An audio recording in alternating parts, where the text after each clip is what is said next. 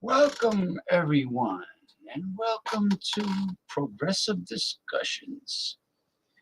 Another week has flown by. I'm your host, James P. Madonna, and this happens to be St. Patrick's Day weekend.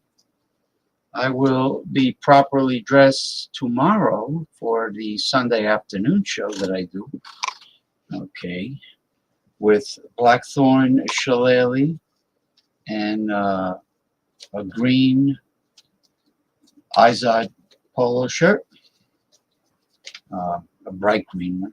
Anyway, you have a sip of my special elixir that I make. Not the early in the day elixir with my favorite organic dark roast Peruvian coffee. That's a different elixir. This is the tea elixir.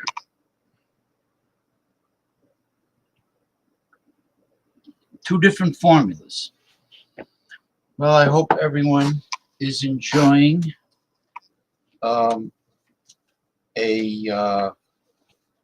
actually a very mild early pre-spring. It's not spring yet. It's technically not early spring yet, but it feels like it. The weather's been exceptional, very clear and dry, no clouds in the sky, like Arizona sky here in northeastern New Jersey.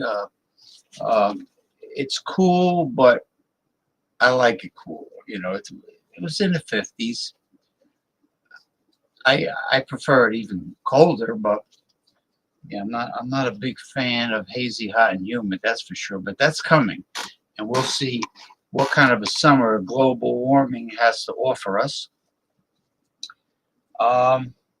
Apparently, I don't know what's taken Joe Biden so long. The last time I remember him signing a whole bunch of executive orders was the January he was inaugurated. Well, I hope that when we get closer to the election, I hope he signs a bunch of new executive orders because we need it. We need it. Whether it be forgiving student loans or solving the crumbling infrastructure, the outdated, crumbling, pathetic infrastructure. whether it be uh, healthcare. Well, healthcare reform is never going to be healthcare reform until we have single payer Medicare for all, like Scandinavian countries have, and Canada, and now Mexico. The President Obrador, I salute him. He's a fine democratic socialist, just like uh, I guess the new president in El Salvador and Ecuador, I think, has a similar type of government now, and I know Brazil does. Okay, you know they're getting, they're cleansing, they're purging their countries of corruption, and the only way to do it is to give capitalism the boot, the pointy Western boot right in the anus.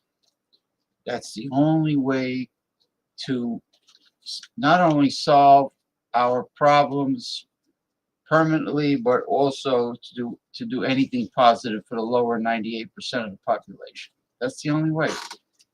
Capitalism has been a failure since day one. It is only for the top 2%. It was designed and rigged to help and serve the wealthy.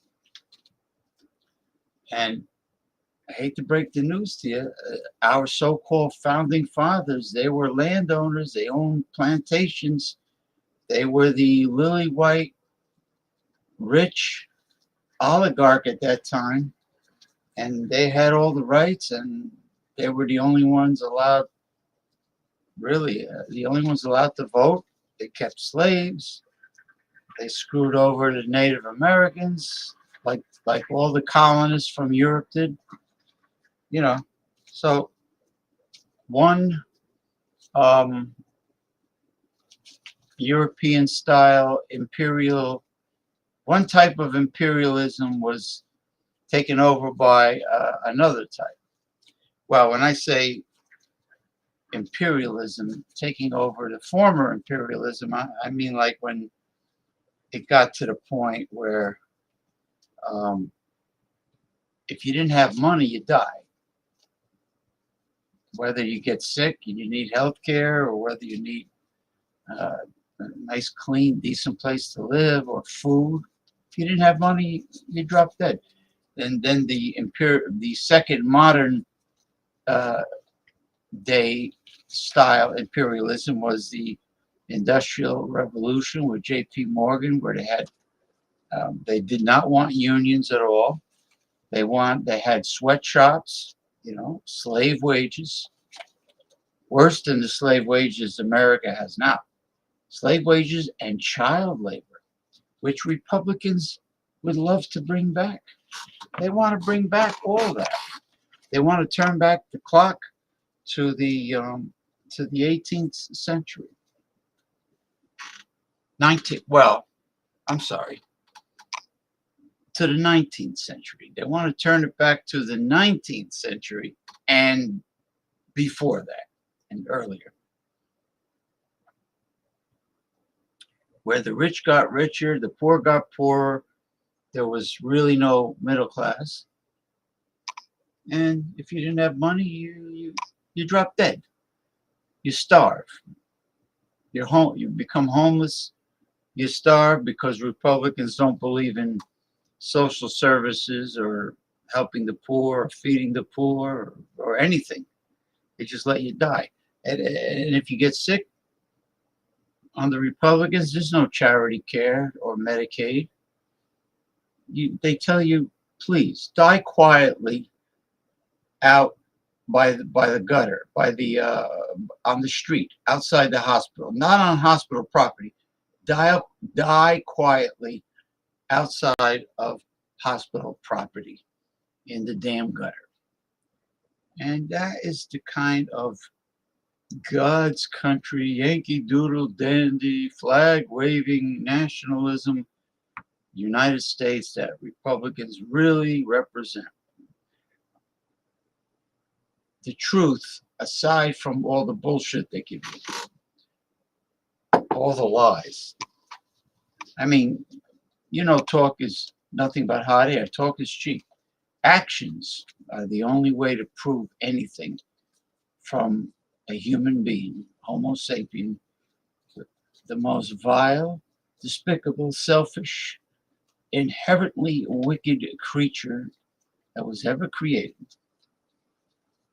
Okay, the only way that people can prove themselves is through time. Only time tells. Only time will tell, and a person's which is based on a person's actions. The person's actions mean everything. Their words mean nothing. Now, yes, I think Joe Biden and the Democrats that come from the PC neoliberal Democratic Party, um, and anybody who supports them has raisins for balls. Yes, some of them give really strong speeches. Some Democrats give powerful speeches, but they uh, like they have trouble really following through, because I think they still have this hipster idea, this old hipster idea of trying to make friends with the enemy. Why can't we be friends? Like Barney the dinosaur, I love you, you love me. And this is it. This is what they want. Kumbaya, they want to sing Kumbaya with the evil enemy. It's not going to happen. It's never going to happen. It's a pipe dream. Hey, good morning, Masumi from Japan, from southeastern Japan, the Chiba Prefecture. Good morning and happy Sunday to Masumi. Thank you for stopping by. Like always, I appreciate it. Masumi from Japan, thank you. Okay, now let us sink our teeth into the first subject. Let me see. We got a lot of science. We have a lot of science as far as like humanoid robots go. But this I was happy to hear. I'm not going to read it all. I'll read some of it, but you'll get the gist of it. You get the gist of it. Okay.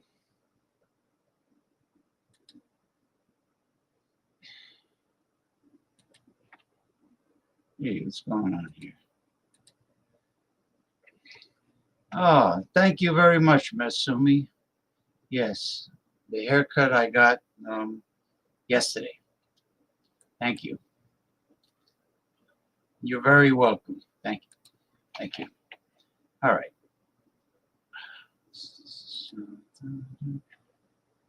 This is an article that put a smile on my face. Okay, marijuana moment. Oops. Let me try to get rid of this damn advertisement. Oh, I hate these people. I hate them with a passion. Anyway, top New Jersey marijuana regulator says state will be premier cannabis market on the East Coast as industry expands. What the hell are these advertisements? I hate them with a passion. And there is God's miracle plant that Republicans have always tried to keep from you because it is a miracle plant. There it is. Bless its heart, I tell you.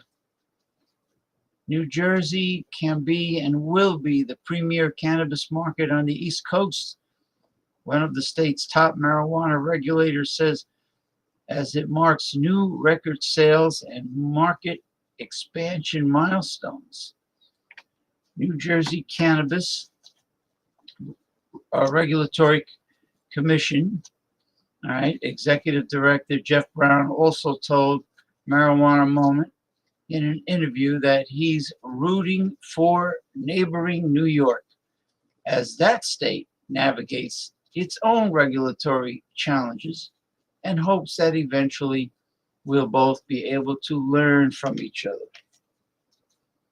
Well, Governor Murphy of New Jersey, Governor Phil Murphy needs to get together with Governor Hochul, the other Democratic governor of New York State, and make it happen. And also, I guess you'll have to invite the mayor of New York, Eric Adams, you know, and make it happen, man. Make it happen. So people can get high quality, pure marijuana and not phony, toxic ridden, whatever. That's not pure, high quality marijuana. Right? Like my friend in Brooklyn says, they're selling garbage. They're selling phony baloney marijuana. But it doesn't surprise me with New York.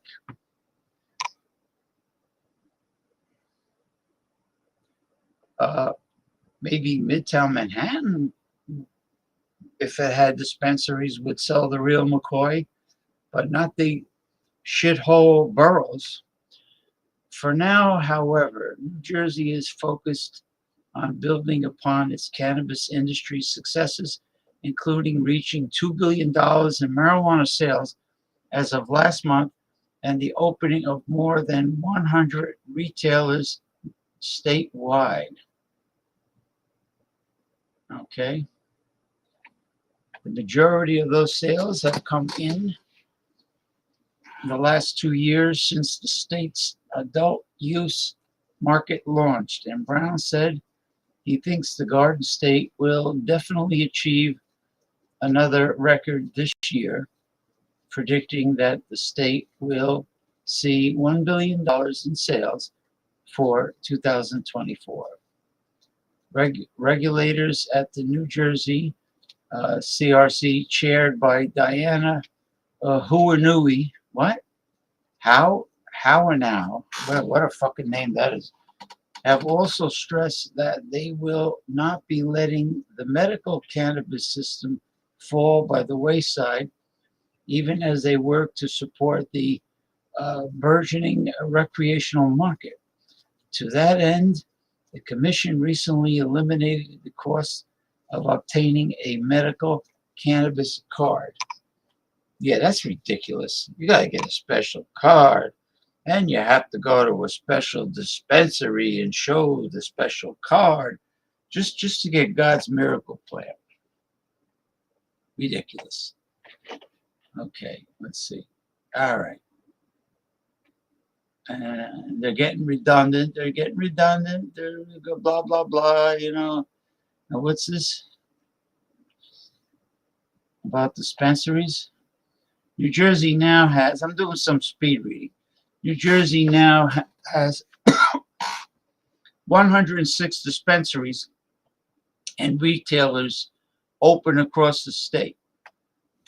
Dispensaries and retailers, 106, that's not enough. That includes both medicinal and recreational dispensaries. Oh, so you got to go to a damn dispensary to get recreational marijuana? Get the hell out of here. What?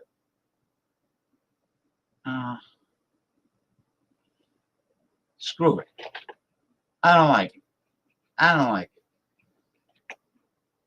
It's ridiculous.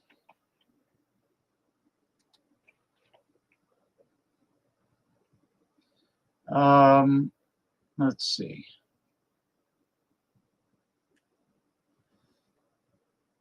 Let's see now. All right, now we have a whole bunch of science for you. Before we'll leave the more serious for last. We only have one serious because I don't want to take up all my time talking about Donald Trump because it's self-explanatory. The man is what his niece will explain he is in the last topic, the video that I will show towards the end of my series discussions. Okay, this has to do with robotics that will serve customers, which means down the road, all you fast food employees will be out of work. Warehouse workers, factory workers, sorry, you'll be out of work. You'll be replaced by humanoid robots. It's like a what the fuck? Hold on. It's like an episode of Twilight Zone where Richard Deacon played like the CEO of a company, and all he did was threaten to replace everyone in the company with robots. And if you don't work, if you don't increase your productivity, if you make too many mistakes, well, I'm going to replace you. I'm going to replace you. So it turned out at the end he was replaced because he would walk around the company swinging a pocket watch, on a chain. Then they showed Robbie the robot, who was a famous low-budget horror movie robot back then. He was swinging the pocket watch because he became the new CEO. You see how far ahead of its time that show was? God bless. God rest his soul. Rod Serling, the genius. Unbelievable. Way ahead of his time. And the messages are still applicable today. All right. We're going to sink our teeth into a whole bunch of robotics here. There we go. All right. This wheeled-legged robot is able to perform hybrid motions to combine the advantages of wheeled and legged locomotion. Recently, the robot learned how to stand up. Its front legs can now act as arms to fulfill manipulation tasks, such as opening a door or moving a package. In this work, we present a curiosity-driven reinforcement learning approach to achieve such behaviors.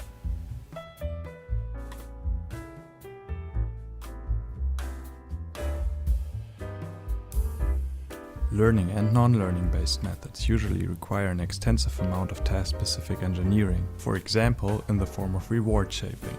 We overcome this limitation by defining a single task-specific reward that is given if the task is achieved. Resulting control policies show a high level of repeatability. To be able to discover this sparse reward, the agent needs to explore its environment. Making the agent curious intrinsically motivates exploration. We define a state to focus the agent's curiosity on the object of interest. For the door opening task, Wouldn't it be funny if that robot just turned around and smacked that guy for doing that? I have a name for this robot. I call him Wheelie. What do you think? Wheelie. He has 4 wheels, no hands, 4 wheels, and he does everything with wheels. Amazing.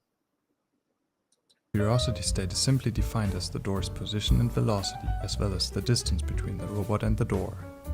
As a result, the robot starts to play with the door until the task is achieved.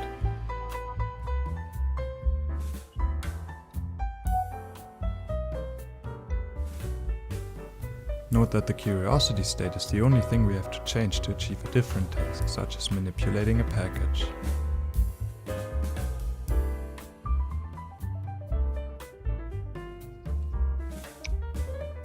We employ a simple perception system relying on a single camera for all task-specific observations. We simulate the camera's field of view during training to enable active tracking of visual markers.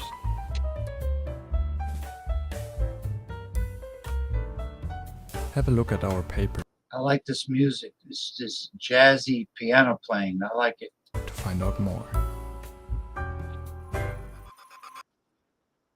Oh, good old European company. Right. I guarantee. Okay. Oh. All right. This one is robot unloaders. Oh boy. There goes UPS and FedEx. There goes, yeah, UPS and FedEx employees. That's all right. Those jobs suck anyway. Horrible. It's a sweat. Talk about a sweatshop. Those poor souls. They're in a steam room trailer. It's hot as hell and brutal, you know. Having supervisors yell at them. Load faster. Come on, load faster. You're too slow. All right, let's go. Let's go. Let's go. Let's go. It's horrible. Have them yell at the robots at UPS. The scumbags. All right, you ready? Let's see. Wait a minute, what the hell's going on here? Some asshole shut off the volume. My name is Alex Perkins. I'm the Chief Roboticist for the Stretch program, which means I lead the software team that develops the autonomous capabilities that you'll see today. This guy says he's a roboticist. I never heard of that job occupation. They must have just came up with it. He's a roboticist. Interesting. Today we're demonstrating Stretch autonomously unloading trailers, trucks, shipping containers. These consist of basically floor stacked cases, weights up to 50 pounds, dimensions up to 90 centimeters long, so they can get pretty big. And it gets unloaded onto a conveyor that then would be ingested into the rest of the manufacturing or the logistics facility. It's basically got a perception system, an arm, a manipulator, and a mobile base, and an independent battery pack to allow it to traverse autonomously throughout a facility. This has been an exciting year for Stretch. We've deployed at multiple customer sites. We also have a bunch of exciting new features. We launched stable case placement, which means that customers get to decide how cases are oriented based on downstream requirements. We launched LiDAR box recovery, so we have a much faster way for Stretch to clean up if there happens to be a box on the floor of the truck. And so now they're calling it downstream, right? When packages are on a conveyor belt going towards you, that's downstream. Unbelievable. You could tell this girl is corporate the way she is all bubbly and enthusiastic. we launched multi-pick, which means that Stretch can not just pick one box at a time, but up to 4, which greatly reduces the speed that we can empty a truck. In multi-pick, Stretch is using its perception system as well as knowledge about its own grippers. So Stretch has a smart gripper that allows it to turn on and off different suction cups. So it's actually planning based on the actual case geometry and its own ability to plan a trajectory, grabbing multiple cases at a time and moving multiple cases at a time. Stretch has only been in the market picking in production for just a hair over a year now. In that time, we've almost tripled our daily active case rate at most customer sites, as well as reduced our intervention rate by almost 80%. That's a main focus for us here at Boston Dynamics. We hear from the inbound operation managers that if they have to babysit a robot, if they need an engineer on site to run it, they don't want anything to do with it. So we've spent the last 12 months making Stretch so easy to use that we can train a customer to run that robot in less than a day. So we introduced something new at the show this year. A lot of people are interested in the small operator tablet with our safety officer that's in the cage. Less than a day to learn this? That's what he says. That's what he says. Because they don't want to take enough time to train anybody. So we've actually put interactive displays here this year that people can come up and they can see how easy it is to run Stretch, how easy it is to use.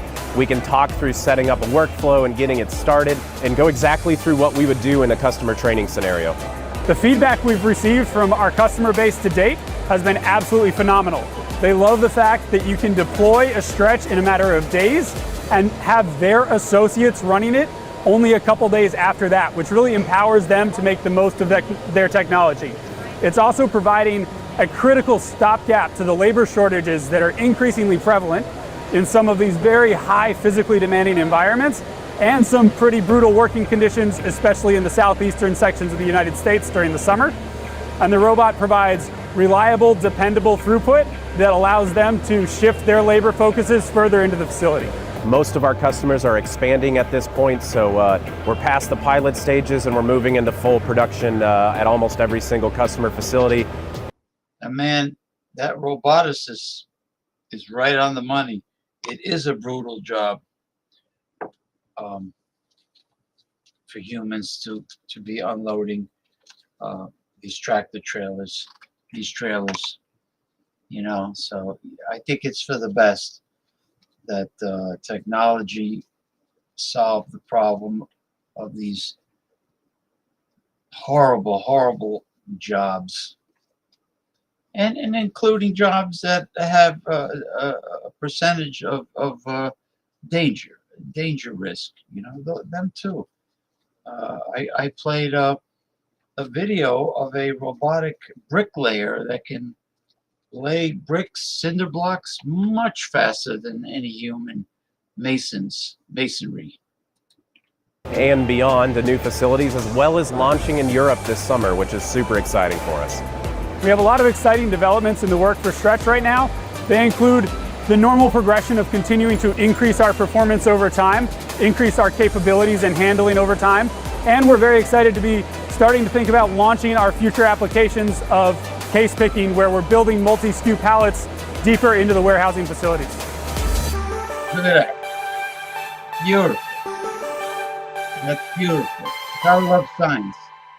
Gotta love technology. Gotta love it. Gotta love it. I love it. Beautiful. Let's see now. All right, let's go to this one. Gotta love it. Oh, I love this. I think I have two Unitree. It's a Chinese Android robot. It's the fastest, most agile Android robot in the world. Not intelligence-wise, but physically. Unbelievable. Hold on. Now when you see these two Unitree, Chinese robot Unitree H1 brakes speed record, this is going to blow you away, folks. Yeah, this one's going to blow you away.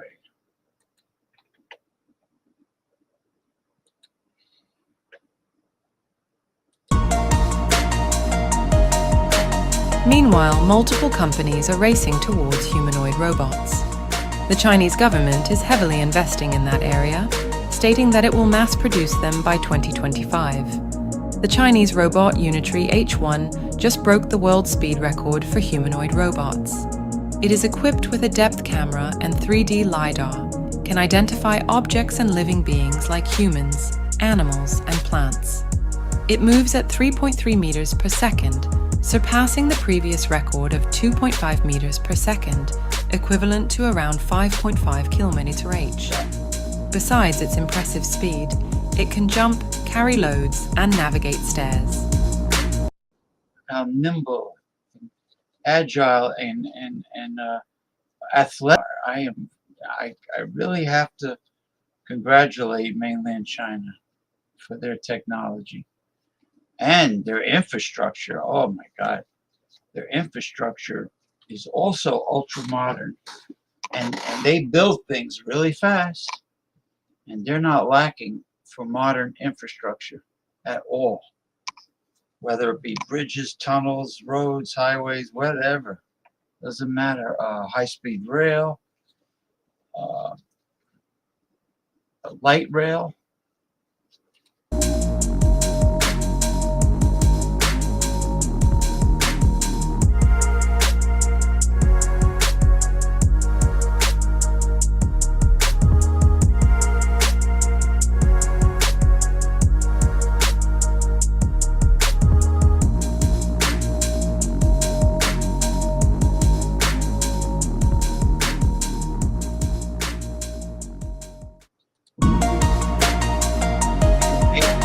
Meanwhile, multiple Wouldn't it be amazing if Unitree robots were like programmed to know martial arts?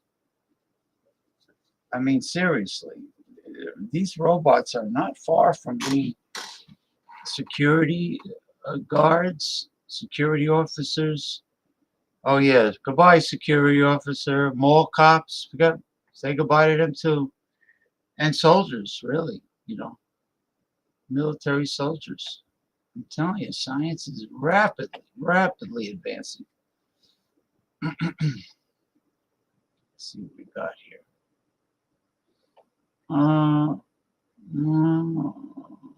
Okay, that was my mistake. It's only one unitary video.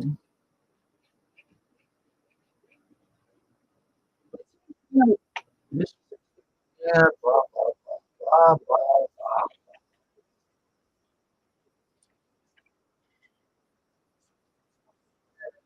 Yes. And copy and paste it.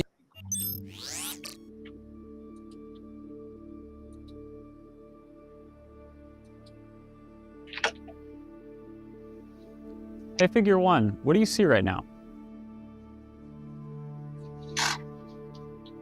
I see a red apple on a plate in the center of the table, a drying rack with cups and a plate, and you standing nearby with your hand on the table. Great, can I have something to eat? Sure thing.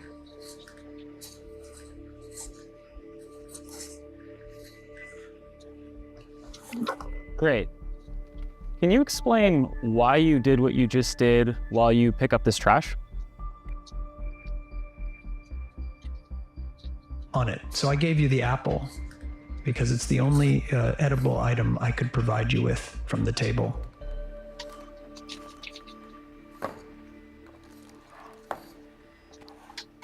Great. So, based on the scene right now, where do you think the dishes in front of you go next?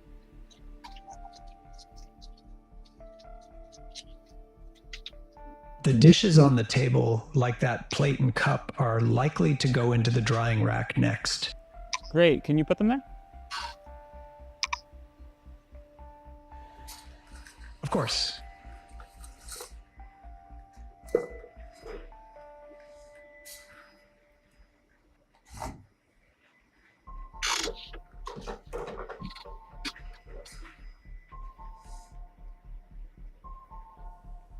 All right, so how do you think you did? I think I did pretty well. The apple found its new owner, the trash is gone, and the tableware is right where it belongs. I agree. Thanks, figure one. You're welcome. If there's anything else you need help with, just let me know. Oh, the guy just walked away from the robot. Didn't even acknowledge the last thing the robot said. Arrogantly walked away. The robot can knock his ass out. Look at those hands. Knock his ass out for being such a snot. Unbelievable, huh? Okay, we're getting to. We don't have like a lot of topics, but because we have the last one after this.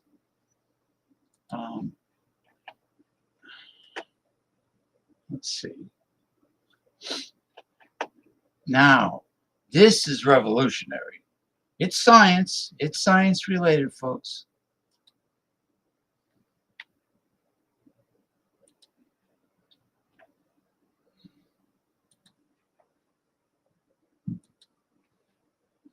All right. Get rid of this ad. Now, this is the first, from what I understand, this is the first supersonic nuclear powered plane that would fly from London to New York in 80 minutes. And in this case, it's airline called the Hyper Sting. Now, before I play the video, I'll just read a little bit about it. Okay, what you're looking at here is the concept for a supersonic nuclear power plane that would apparently fly from London to New York in just 80 minutes. To put that into perspective, that's less time than a soccer game. Soccer game. Aren't they kind of dragged out? A vision of Barcelona-based engineer Oscar Vinyals, the Hypersting would travel at a speed of 4,287 kilometers per hour, or 2,664 miles an hour.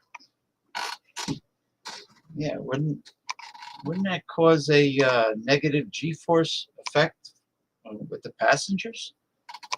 I don't know. Apparently not. It's a marvel of engineering, really. There it is. The Hypersting nuclear-powered supersonic plane. So move over, Concorde.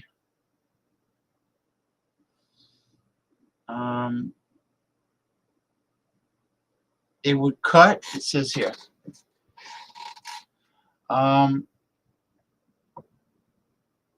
that's more than 3 times the speed of sound and almost twice the speed of Concorde. I was just going to mention Concorde. Twice the speed. Put simply, it would cut the transatlantic flight 5-fold. It's being hailed as the potential next generation of air travel, but it's not the first foray into supersonic passenger air travel. We've got some really nice shots. Concorde was the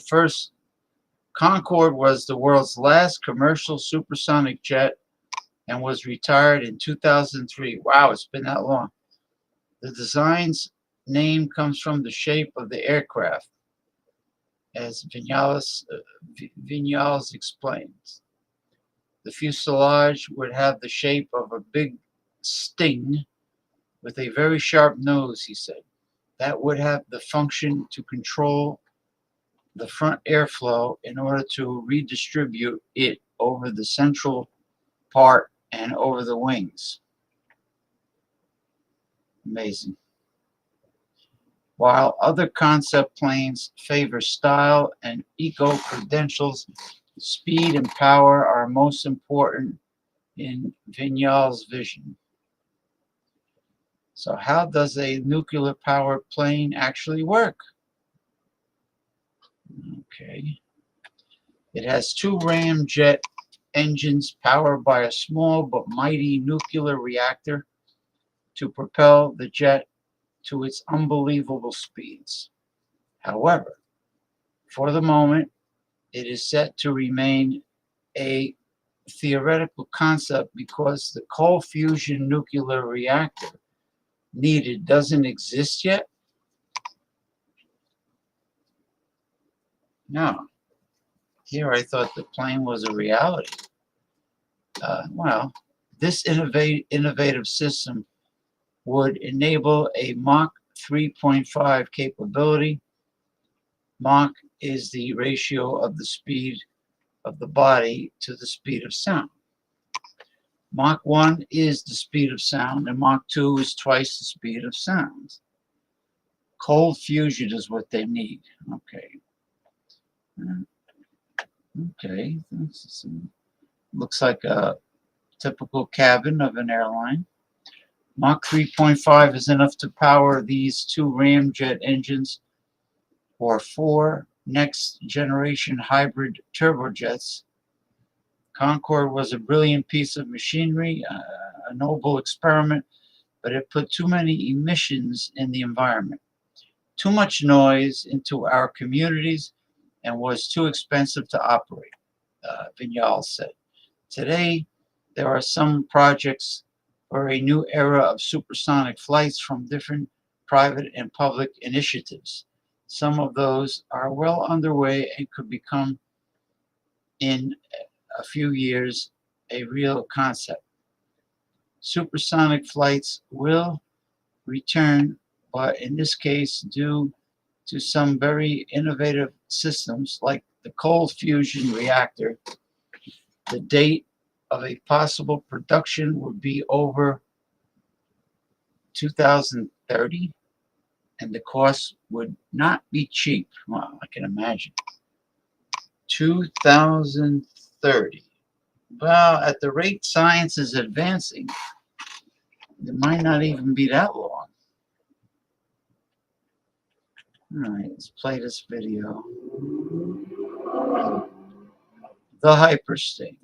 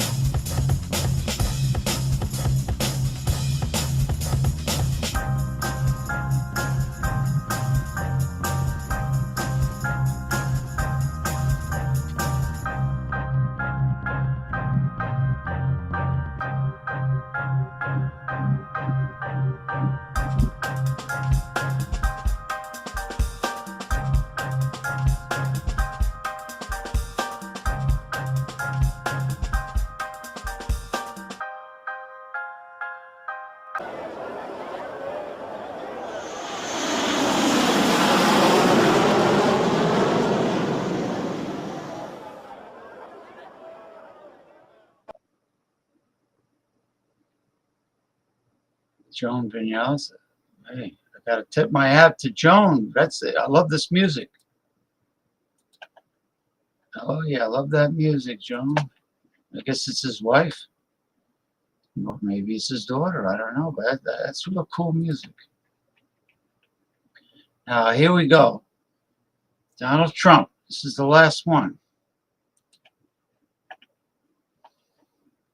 Let me see. Ugh.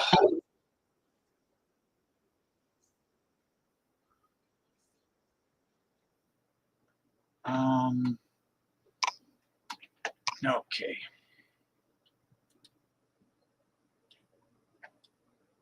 Let me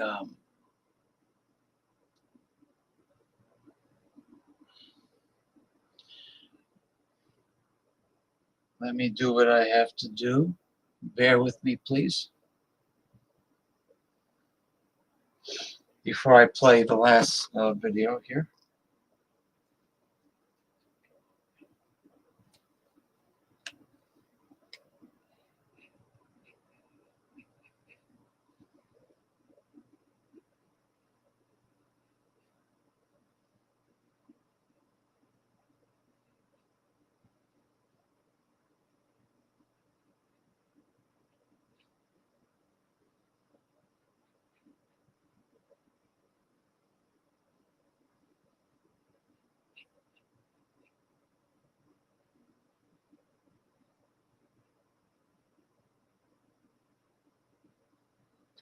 All right.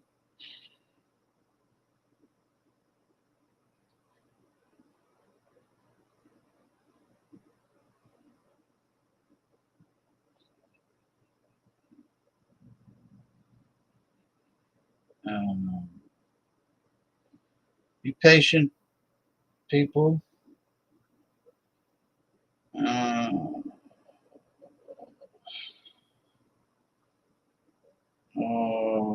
looking for somebody. Huh. Can't find them.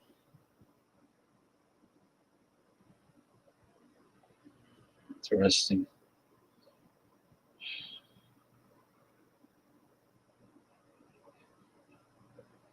That should do it.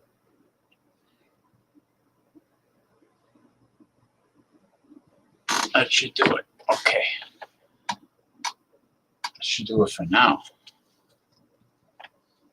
All right, I'm going to play this. This is Donald Trump's psychologist's niece giving a psychoanalysis of Donald Trump's niece, Mary Trump, has spoken out ever more vociferously against the former and would-be US president. She has called him a maniac with a craven need for revenge and a man who has done nothing but fail upwards all his life. And this is also personal because Mary Trump's father was disinherited by the grandfather, Fred Trump, who had left Germany to avoid military service and then made a fortune from brothels in Canada. Donald became the favoured son. Mary's family were disinherited. It's a grim story, but for one of his political foes, Mary Trump has had a uniquely intimate view of the man who may again be elected president by the end of the year. As Trump digests a $350 million fine from the state of New York for fraudulent business practices, Mary's view of where his campaign has got to is very much worth hearing, and I'm glad to say she joins me now. Mary Trump, very good to talk to you. Let me just start at the beginning. You've been part of the family. You've seen Donald Trump close up. What would you like to say about him as, a person you know well? That perhaps the ordinary voter, the ordinary observer, particularly from the United Kingdom, would not get? Well, first of all, thank you so much for having me. It's a pleasure to be here. I think one of the most telling things about Donald is that he has not changed since I knew him growing up. And that may sound benign, but that is not how human beings are supposed to evolve. He continues to be a bully. He continues to be somebody who revels in grievance and, quite honestly, who can't actually accomplish anything on his own. This is a dangerous person. We already know, because he's telling us that if he does manage to get back into the White House again, his entire administration will be about settling grievances and getting revenge on his political opponents. So in a sense, you're saying he hasn't evolved from brat. Yeah, that's precisely right. When he was young, I think one of the main reasons we're here right now is when he was very young, at a very crucial developmental period in his life. His mother was absent due to serious illness, and his father, my grandfather, was a sociopath. So he didn't get the comfort and the nurturing he needed at a young age. And then when he got older, those rifts were never repaired. And for reasons that are too complex to get into right now, he became my grandfather's favored son. And ever since then, he has found proxies from my grandfather to enable him through his most egregious failures. And the Republican Party in the United States is continuing to do that today. And one of the very interesting things I learned from your book is that the favorite phrase inside the Trump family of praise was, he's a killer. You're a killer. You've got to be a killer.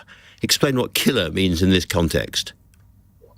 It's a little mystifying because my grandfather was a landlord, so I'm not entirely sure why that quality was so important to him. But I think it stood in for this sense that any kind of gentle qualities, any sensitivity, any kindness, any generosity was seen by him as weakness, and weakness could not be tolerated. That's one of the many reasons my dad had such a terrible time in the family. So Donald stood up, and instead of being an actual killer, he became somebody who would destroy his enemies in real estate by suing them or outspending them in lawsuits. And it became this pattern so that we're still living with now, because he now has people to do his bidding for him.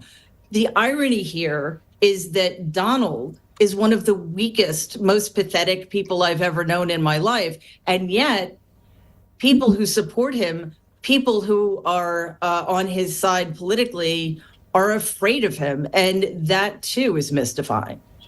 It really is weird. And another thing that's mystifying, in a sense, is his reputation of being a brilliant, brilliant deal maker and business person. He's just lost $350 million in this lawsuit. Where does that put him and, as it were, the family business in New York?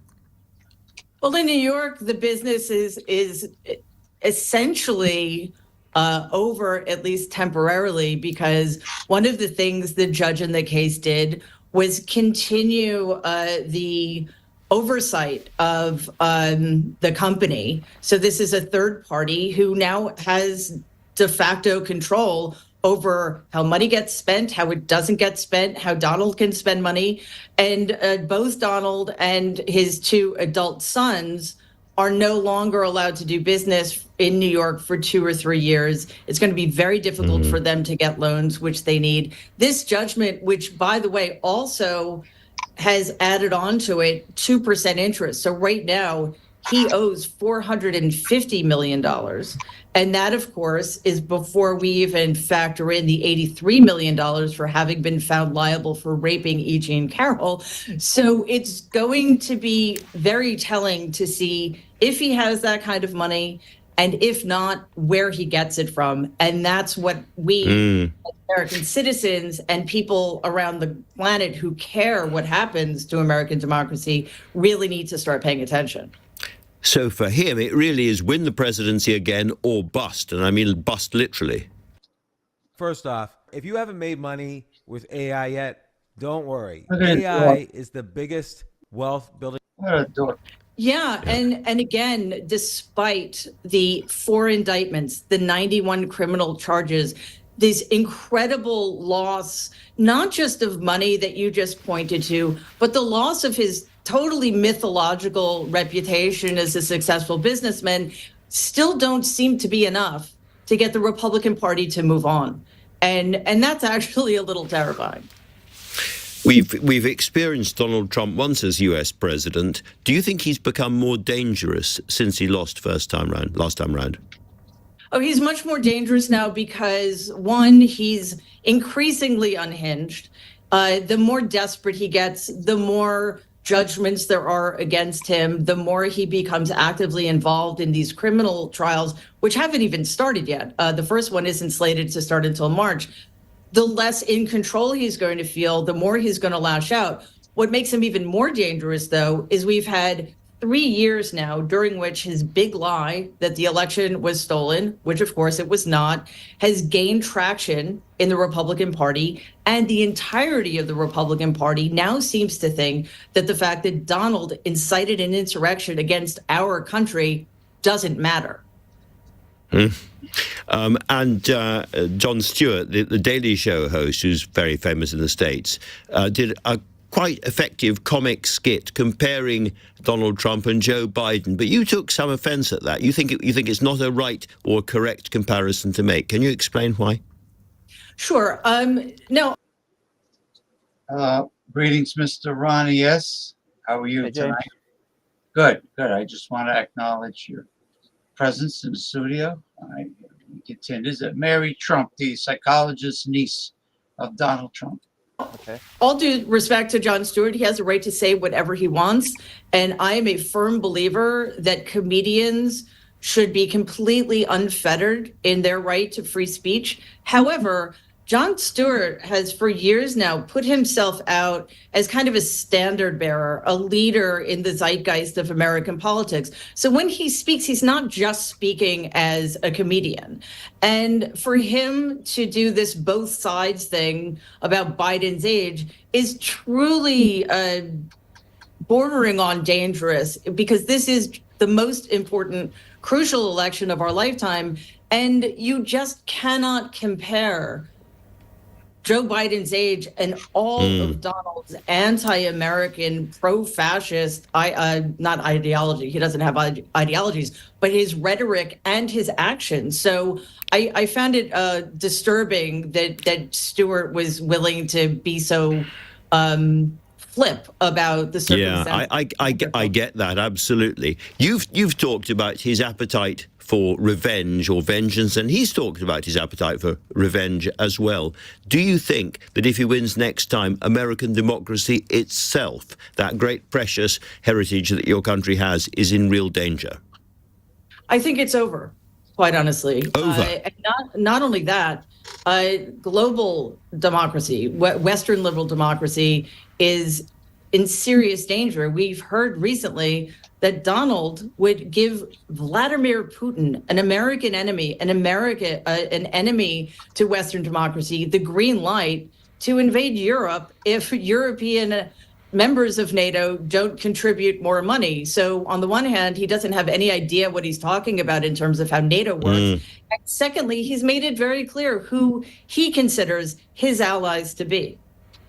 So that makes it sound it's the most important election in the entire history of the United States.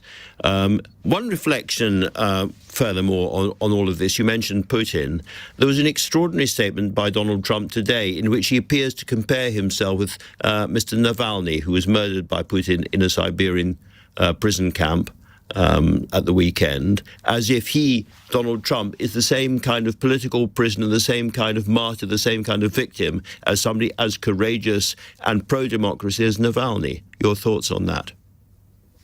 It's despicable. Alexei Navalny had more, I would say he had more courage in his little finger than Donald has in his entire body, but Donald has no courage at all. What we also need to be clear about in that statement, he doesn't even mention Navalny's murderer, Vladimir Putin. It was just, it was actually, it would have been better, honestly, if Donald had just said nothing. Because he implied that he didn't really think he'd been murdered in the first place. Now, finally, we've talked a lot about Donald Trump. Let me ask you, as it were, a different kind of question, which is where you think the Trump campaign has got to now. Do you think it is an inevitable march towards the White House, which is sometimes the impression we get in the UK? No, it's not inevitable. I know that a lot of American media make it seem that way because apparently they've not learned the lessons of the election in 2016, and they make it much more about the horse race than the stakes. But first of all, Donald has not even secured the nomination, so we're not even in the general election yet. We're not going to know until people start paying attention, and that won't be for another 3 months or so, or maybe not even until the summer when the conventions are held. So it is not inevitable by any stretch of the imagination. Joe Biden has been the most effective American president in my lifetime, and I think as soon as people start comparing their records, that will clarify a lot of things, but honestly, it shouldn't even be close, and that is worrisome. Well, listen, it hasn't been a conversation characterised by sunny optimism, but it's been really, really interesting. Mary Trump, thank you so much for talking to LBC. Well, you hit the nail on the head. Compare the records. Compare the records. That's what Biden needs to do. Compare the. So that's Mary Trump, huh? Mary Trump. That's Donald Trump's niece? Yeah, she's a psychologist. She gave a very accurate analysis of her uncle being ready for a padded room practically. Mr. McFarland Raven, you look very relaxed. I am, with the help of a concert and then an edible or two. Oh, you went to a concert last night. Last night, I went to a concert and left it all on the floor.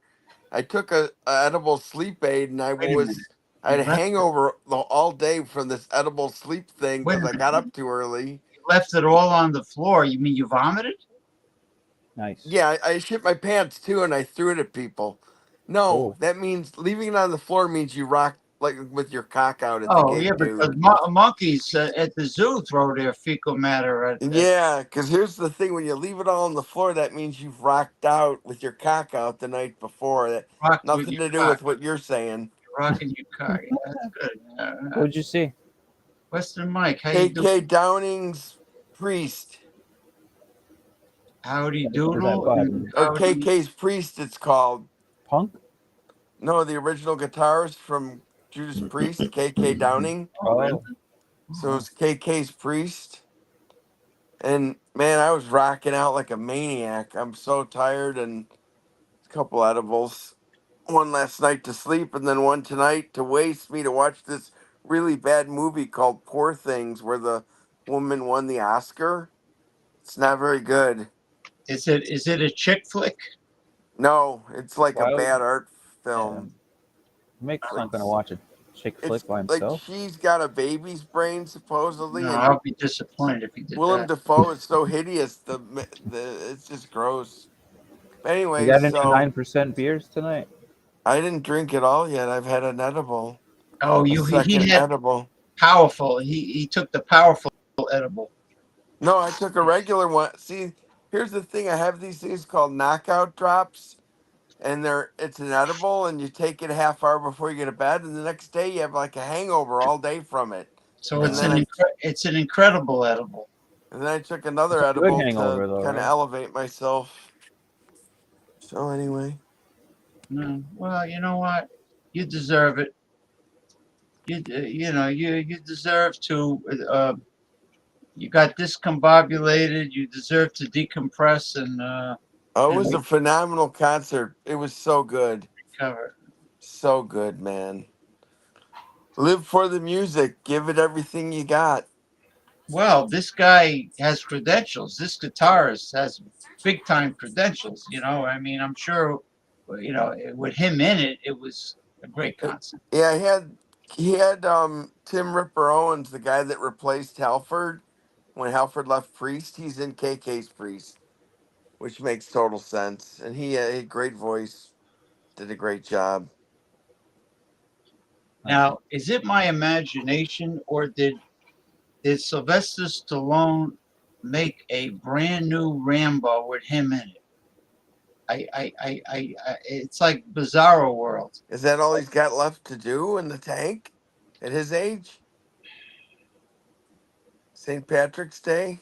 Yeah, happy St. Patty's Oh, Eve. that's gonna be no. Tomorrow I'm gonna be dressed properly with my shillelagh. Tomorrow, and then Monday is the 17th, right? Right, Ronnie. No, tomorrow. Tomorrow's Tomorrow's the the 17th. 17th. Today's the 16th. Tomorrow is St. Patrick's Day Oh, on a so Sunday. so I gotta make the corned beef and cabbage tomorrow then. Yeah, you gotta Sounds like get it. to work on that, James. Yeah. Well, I don't have to work on it because it's a very easy recipe. It's a very easy procedure. Happy I St. gotta Patrick's Day Eve. St. Patrick's Eve. happy St. Patrick's. Well, I called it St. Patrick's Day weekend. My the the cantor in the Catholic church next door, Billy Jones. He said he wanted to sing an Irish blessing song, and he has a really good Fender guitar, electric guitar. He's a great singer too, like a tenor, Irish tenor. So he want I Uh, so the other guy that's in the church yelled at him and says, "They didn't do anything for Saint Joseph's Day. mm. You don't do anything." I says, "Listen, Is he Italian? yeah, St. Joseph's is more of an Italian thing. right, right." I says, "Yeah, it's the beginning of Lent. Is Saint Joseph's Day." So I says, "Listen, Right. Billy, I want to hear the Saint Patrick's Day blessing. I want to hear it." So he sang it. He played the guitar. Sounded great, and I see him when I take a walk somewhere. Sometimes I see him. I'll mention that guy pointing his finger at, hey, they're doing nothing for St. Joseph. That was this year? Or no? St. Was that this year that happened? No, this happened today in church, but St. Joseph's every year. Oh. No, I'm saying like, yeah, the interaction. So that was No, today. this happened today. Where do you go to 5 o'clock mass? 5:30. On Saturday? 5:30. 5:30, but not every time because I get comfortable, man. When I'm sitting down, I don't want to stand up 1,000 times, sit down, stand up, sit down, stand up. But That's Catholic, though. That's what you do. Yeah, you sit down, you stand up. But everything's purple. One of my favorite colors, next to red. It's This purple time for of Lent. year, Lent. There you go. Advent. They call it Advent. No, for Lent. Advent's before Christmas. Advent is before Christmas.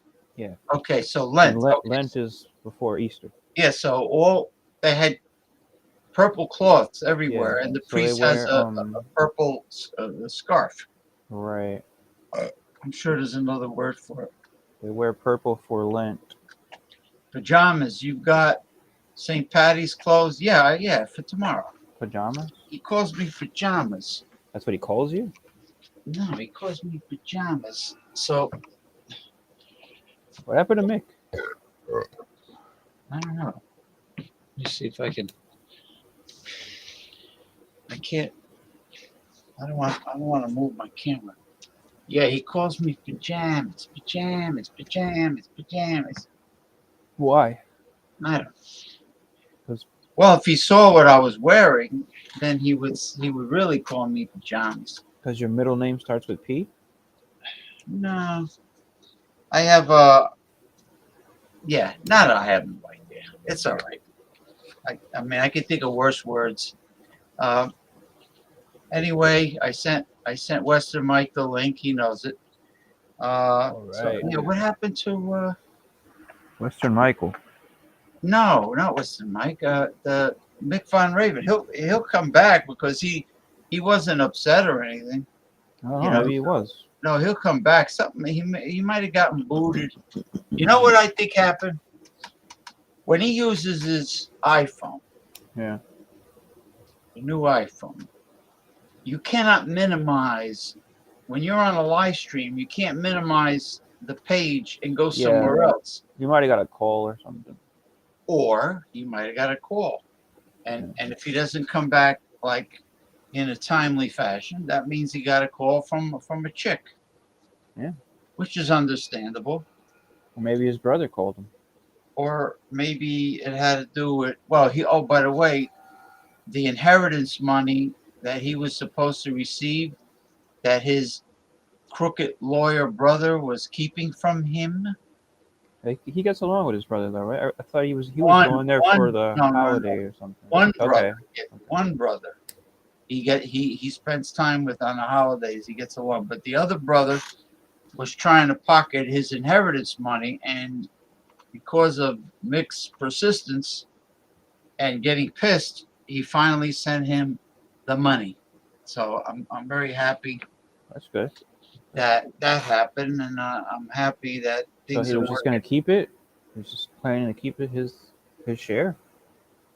Of course, it's money. It's his inheritance money. Of course, he's going to keep it. I'm glad that I come from a very close family. We never have any problems like that. We don't have a lot of money, but even if we did, there would never be any of these issues. My sister told me one of the companies she worked for was called Popular Club. It was, I guess that clothing. Anyway, there was a family, Latin American family. One of them, one of the girls worked with her, and she says they're not wealthy. They don't have a lot of money, but they got a big family, and they're all close, yeah, very loving. That's how my family is. So they're rich in other ways. Mm-hmm. I mean, you could be rich and not have any friends, or nobody likes you, or the families don't give a shit about you, and you're sitting in the mansion staring at the cathedral ceilings that you have, and people could be lonely. Yeah, that's sucks, man. Uh, uh, Sucks. uh, um, Now what is he saying now? He's doing a Geordie routine. Just in chat tonight. Bad day, but thanks. Now is not a good time for chicks. The border is closed indefinitely. Hmm. What So is is the he saying border? he's gonna go for guys now? Like the border of his body. The border is your body, or the south of the border, the wall. Well, he's saying not a good time for chicks. Not a good time for chicks. What are you gonna go for? You only got two choices. You got Yeah, gay, or you don't want to cross over. you Western got a Mike. blow up dolls. Pick your pick. Ronnie, money's good, fast show, but shouldn't have to be a weapon that's good. You've got good relatives. Well, the last part I understood. He's got good relatives. Yeah, yeah. Well, he's wealthy in family. Like, you could be wealthy in health, because what's the point in having money if you don't have your health? Because then you can't enjoy your material Money possessions. is not everything, James. It's something, It's but some. it's not everything. Listen, I believe people should be content with contentment. You have the basics. You always want to start with the basics. A clean, safe place to live that you can call home. The roof over your head, clothing, and food. Food is more important than clothing, because you could be naked and starve to death. You know what I mean? Yeah, So, right. So, because the basics, and of course your health is very important. Okay, actually, how you like that, James? Tampa Bay Tampa Bay raised got glass. a Ray in there. Yeah, Got a that's the old raise. school one before they changed it over to the Now, I like their old uniform. that's the old school with the Ray on it. I like the blue green or turquoise ray. It The said Devil devil Ray. rays. Screw those evangelicals down in Florida. Now Devil, they say they're called the Rays, just Rays, and they say it's about the sun rays. It's no longer about the Devil Ray. what do they have? But you know what that ray really is? The devil ray is a nickname for it. It's Yeah, really a yeah. manta. It's a manta ray, A manta MANTA. ray. Yeah, yeah. They're so fucking stupid, those evangelicals down there. It's a manta ray. According to science, according to ocean oceanographers, or marine biologists. That's the words I look for.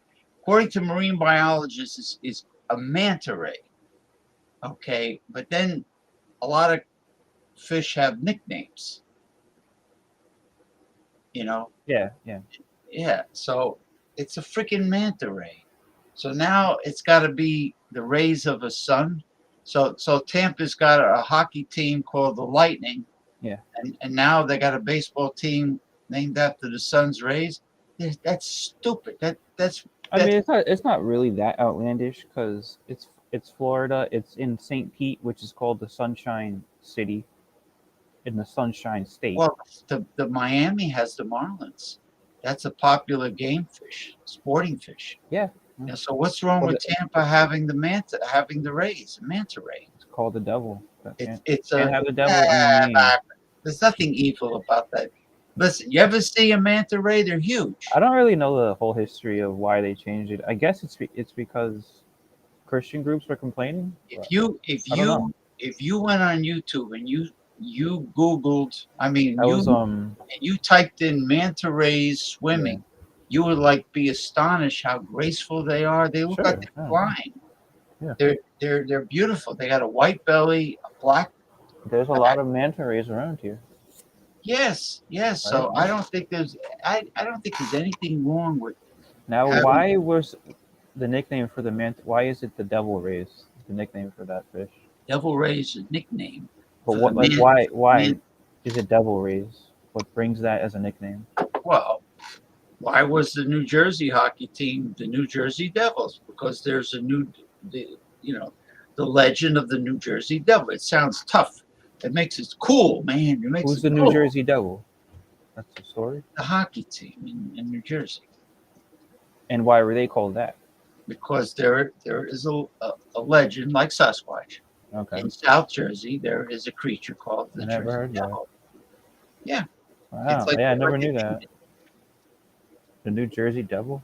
Yeah, it's named after a real legendary story. Like Bigfoot?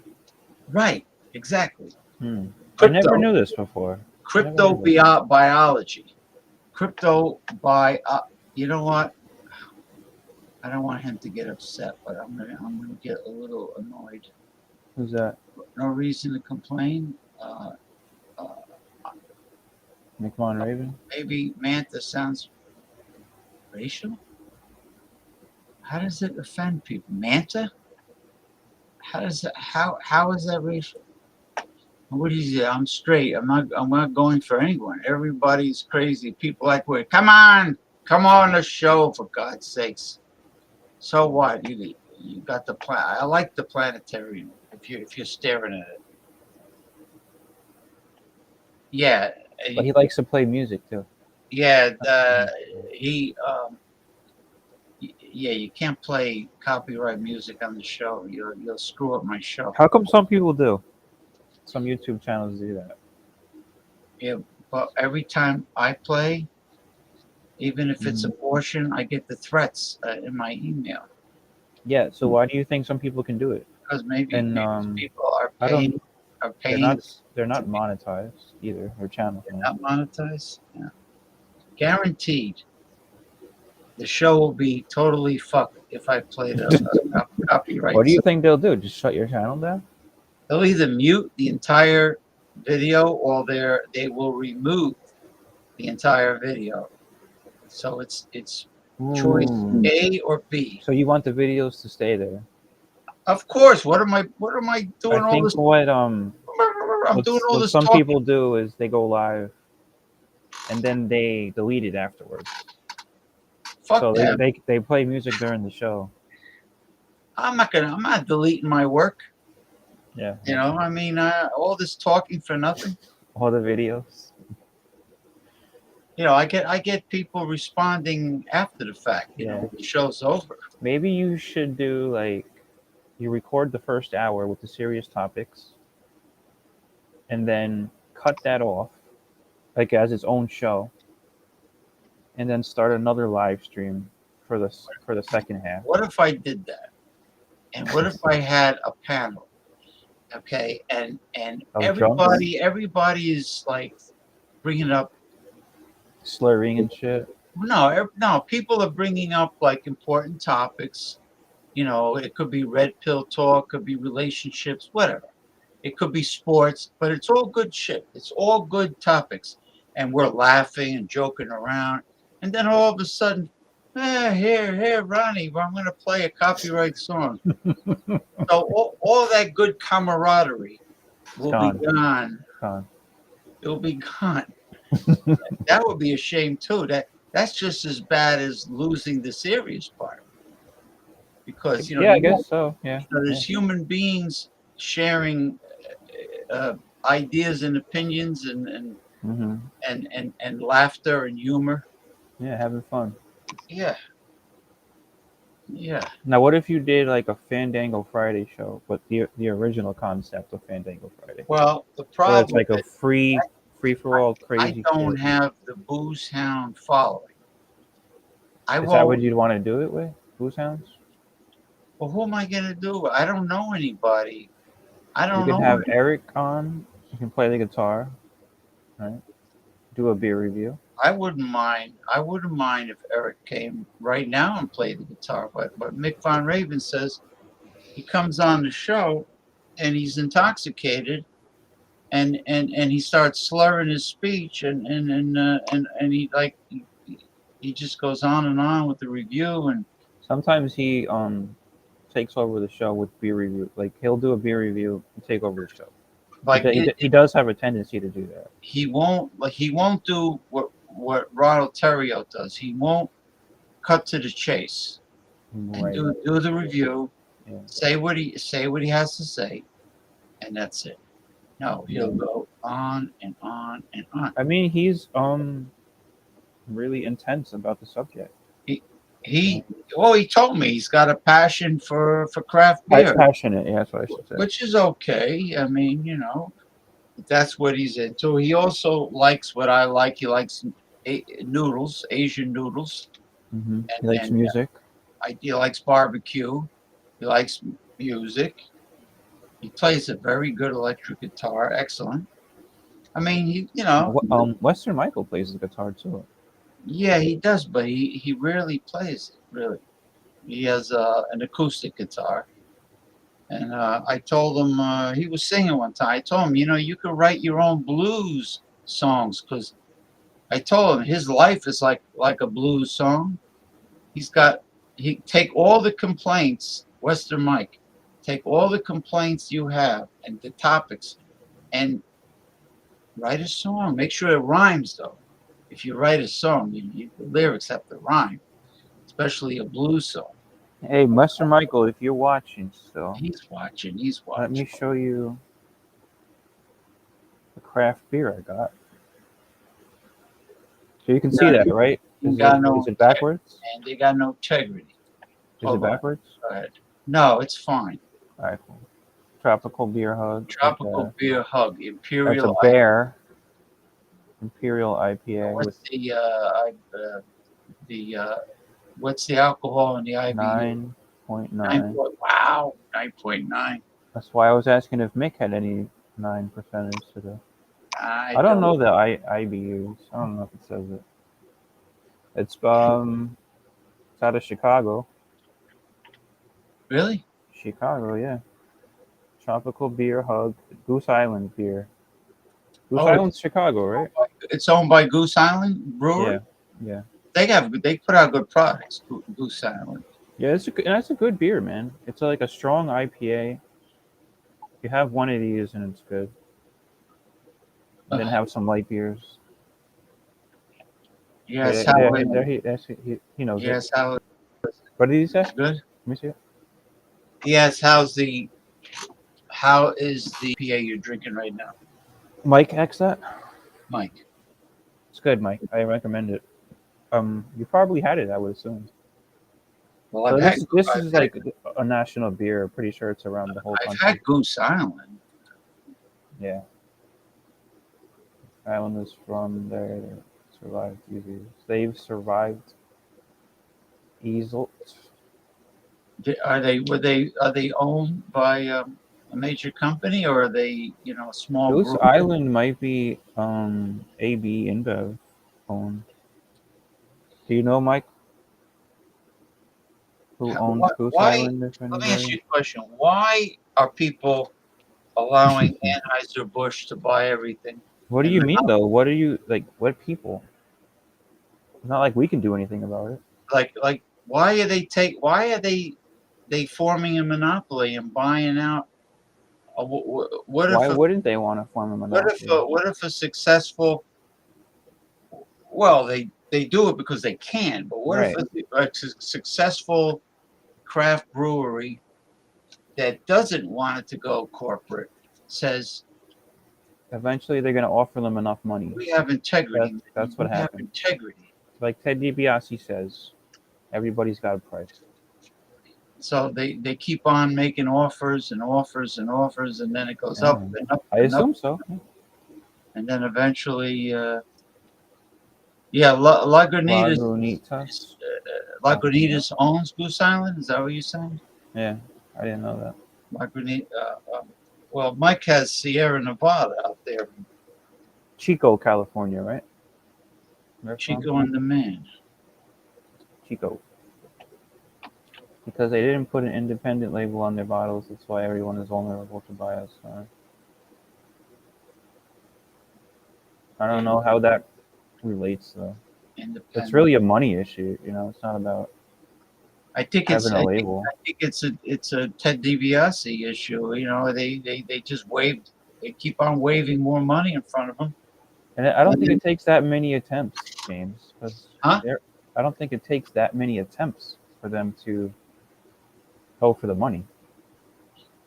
I mean, you would do it too. So if Wouldn't you? if I had a family business where quality is job one, like the commercial, quality is job one. I put the very best ingredients in my product, and people love it. And it's a family-owned business. And then Anheuser-Busch comes around and says, Mr. Madonna, we want to offer you this amount of money for your company. And then I say, we have integrity.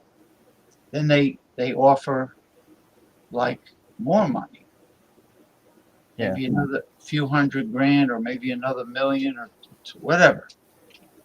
I guess, you know, when they were in the process of destroying all the slums and building hotel casinos in Atlantic City, there was this one woman that refused to sell. I think she was holding out. She knew that they wanted her land, which was right on the boardwalk, and she was stubborn. And they were trying to buy her house. She goes, "No, I'm not moving. This is my house. I'm not moving." And then eventually, it's probably because it's predominantly it's a low income. African I hate American. to say it, it's a ghetto. Yeah, Atlantic City it still is a ghetto. It's just not a ghetto where Well, it's a ghetto with hotels now, but well, even the ghetto, hotels are the ghetto kept moving back away from yeah, the hotels are like in the ghetto now. They're all the same. well, Atlantic City is a shithole, like Camden, New It Jersey. used to be better though, in like the 90s. It was safer Yeah, there. yeah. Back in the day when I was a kid, it was Atlantic City was like in Seaside Heights, so they were fun. When the Trump Plaza was there. You know, so The then good times. back the ghetto as the resorts. First, they build the casinos on, I think it's called Pacific Avenue. The one that's right by the board, the street that's right by the boardwalk, I believe is Pacific Avenue. Okay. So that was then the ghetto got pushed a little bit to the next street, which might be Atlantic Avenue. Then they bought that out, resorts, the casino, then parking garages or whatever the hell. Then it got pushed farther back. But the riffraff, with their little gangs of hoodlums, they still take a walk where the boardwalk is and bother people. And guess what? The Atlantic City Police Department don't do shit because the Atlantic City Police Department is like Chicago Police Department was, you know, like if in other words, they're not going to hassle the brothers. You know what I mean? Like when David Dinkins was mayor, he was soft on crime because they don't want to hear the backlash. Well, the media backlash. They're his paisans. Just put it that way. So you know, I don't know if it's like that so much. Or if, there were. Well, take a look at all the people causing, creating all the crime. You know, the proof is in the pudding. You know, if the mayor is the same, saying they have cousins maybe in the police force. Yeah, or maybe they don't want to lose votes when re-election time comes. They don't want the people that put them in office, you know, they don't want them to not vote for them the second time around. In other words, birds of a feather tend to flock together. They stick together. And therefore they stick together. You know, every race, even every nationality, if you talk to them, they'll brag up and down about the old country. Oh, back in the old country, oh, you Americans this and you Americans that. And they'll brag about the old country, and they'll say, you know, when I retire and make enough money in the United States, I'm going to retire and go back to the old country. Live like a king. I'm going to live like a king. All right. Some people can. So what I'm trying to say is, everybody thinks that the world, that they're the center of the universe. The Greeks think Greece is the center of the universe. Italians think Italy is the center of the universe. Everybody thinks China, Korea, this. Everybody thinks that, you know, they're God's people and everyone else is not. You know, and it's unfortunate. So when you get a mayor, his birds of a feather can do no wrong. It's like they flock together. They flock together. It's like a rich parents, and you know, oh, my child did what in school? No, not my son. Like the person's lying to them. Right. Like, so their kid can do no wrong. Well, it's the same crap with if the mayor's complexion is the same as the people in the community who are committing the crimes, Then they're flocking together. And don't do the time. They don't do the time. They commit the crime. They don't do the time because they're flocking together. So Atlantic City, they thought that the hotel and casino industry was going to revitalize Atlantic City. It did. I laughed when I was a kid. A very limited extent, right? For a little bit, for a couple of years, it lasted. Yeah, but you know, the people in the community are not qualified to work in the hotel casinos. You know, they're like maybe But they did. They did. They did. In the 90s, when it wasn't as dangerous back then. So what? Yeah, you know, you got like carjacking going on in the hotel parking garage. But the hotel was always further away from the ghetto, like you were saying. Well, now and at that point, it was further away enough to where you could enjoy yourself at the hotel and not really be worried. Yeah, hold on. Yeah. Well, it is further away now. Before it was closer. I'm glad I see you. No W, no WM, no gray WM. I know, but just want to say, I Going on, tried. Western. I tried with what up, Roddy? I tried with the technique. I tried with the technique. For some reason, it's just not. I don't get why. It's not my fault. Pajamas. Wait a minute. Did you upload? Did you try to upload a photo or an avatar or anything? Yeah, I did. It's not my fault. Okay. I tried to use I tried to use the technique, but it keeps not working. That's a cool M. I prefer your M, but it's not letting me use it for some.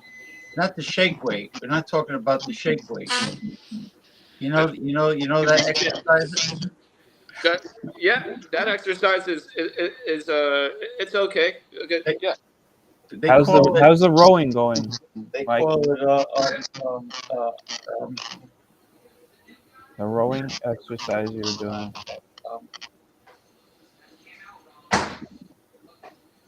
What does he say? Earth to Western Michael. Because they didn't put independent. Oh no, I already showed that. Now so let's elaborate. What you weren't even sure what you meant. Now Mick Von Raven was all smiles. Let me see if he sent me a message. Oh, he got a phone. Do you hear the noise, James? Like a background noise or something? Yeah, what? You got the TV on, Mike? Do you have another? Is there another program going on? Well, I'm watching Vanilla Sky, but I'll turn it down. I'll turn it down. Just turn it down. Yeah. I think it's whenever you talk, James. Oh yeah. Yeah, but we didn't hear it before. You talk. I listen. He's got he had a phone call. Western Michael. Oh, we figured that you got a call that was either very important or from a chick. That's what we figured. People want to date right now. Are you kidding me? Ronnie, the rowing's good. Thanks. What? The rowing's good, Ronnie. Thanks. Oh, smiling and laughing when you left. So, you know, I knew you weren't upset. You know what I mean, Jelly Bean? Yeah, he got a Big Fun Raven got a call. Is he talking to you now, or is he kind of? No. Oh. No, he left abruptly because he probably got a call that was important. Oh. What do you? Oh, the enchiladas verde. Oh yeah. From Trader Joe's, right? Oh yeah, Trader Joe's does the best enchiladas ever. They do, huh? But enchiladas. Oh yeah. I decided. I gave my taste test. Yeah. I gave the taste test, and I decided the very best jarred spaghetti sauce is Victoria. Yeah. Not Ralph's. Oh, that, but not Ralph's spaghetti sauce. No, I never had Rao. Mm. How is raw Rao? Well, Ralph's is expensive, but it's really high quality stuff. So, so there's no high fructose, there's no corn syrup in it or sugar in it. No way. Ralph's is probably one of the best made hot sauces out there. Pasta sauces out there. Nice. It's got the smiley cat. Cool. You know what tomorrow is, Michael, right? How's that? You know what tomorrow is? Oh yeah. I'm trying to avoid Guinness like the plague right now, especially tomorrow. The camera, like. No, I got a weird how the camera works on that. I got a big slab of corned beef brisket to cook tomorrow, and a cabbage, and a cabbage. That sounds better than getting drunk on Guinness on no Sunday. What Sunday? And you know, after St. Patrick's Day, you know what comes? Yeah. It comes corned beef sandwiches from leftover corned beef. Oh man, corned beef and Guinness sounds like a good pairing. Corned beef with spicy brown mustard on top. Maybe some Guinness in it. Maybe some corned beef infused. Hey, Woody, you sound like Eric Kornfelder. You want to put craft beer and everything. Yeah. Oh, James, it's weird. I think you only hear that noise when you talk. All right. I'm gonna mute myself. You let me know if you still hear it. Okay.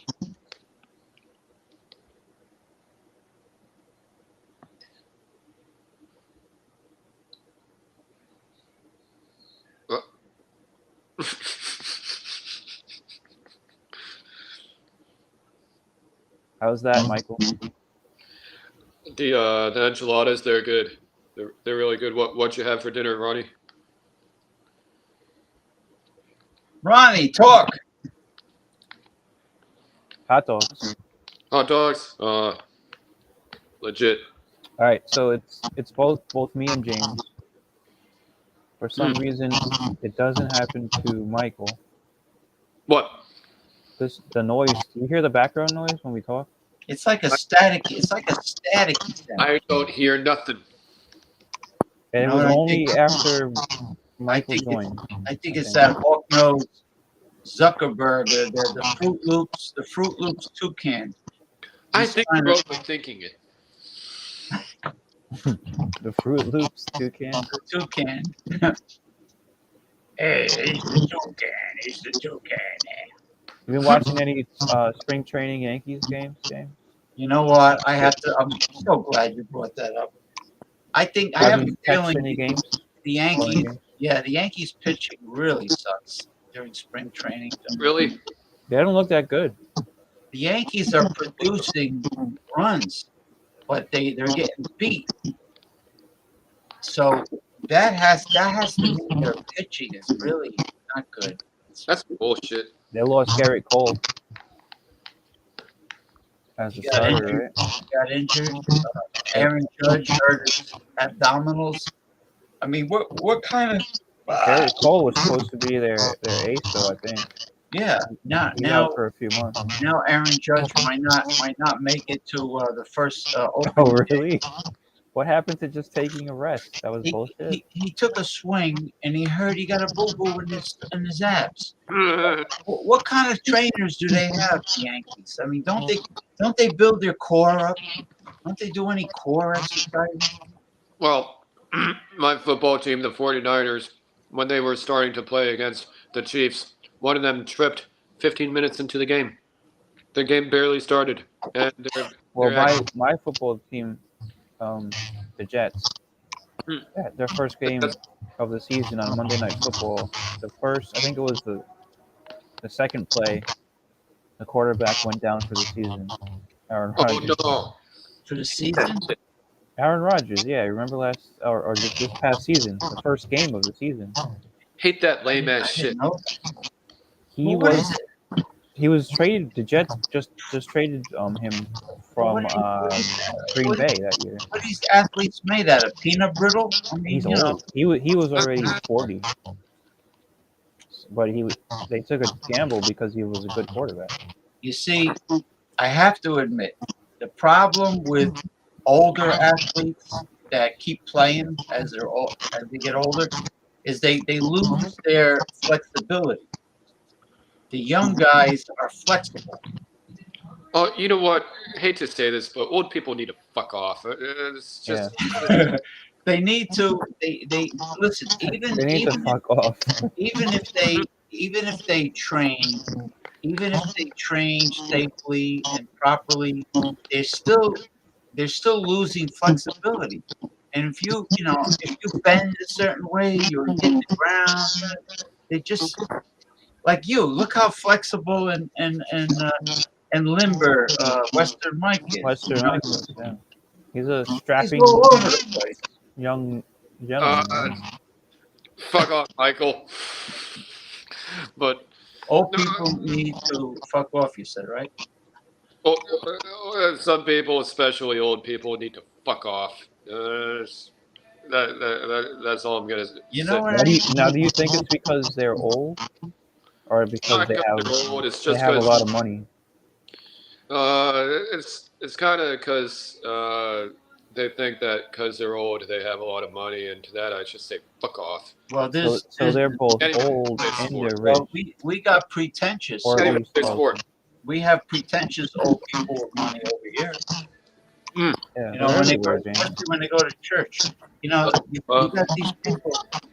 They're in the church. They're bowing like every 10 feet. They got to bow and put their hands up. What's that about? The bowing, the putting their hands behind their back constantly, like they're Napoleon or something. Napoleon, yeah. Well, I don't know the hands behind the back thing. What is that? They don't grab their crotch like Michael Jackson, right? Or Elvis. No, they just grab everybody else's. But yeah. Tommy Carroll, how we used to. Tommy Carroll. Cheers, JPM, and your unique channel. Hope everyone is doing well. Good. Tomorrow I'm gonna eat corned beef and cabbage till I bust.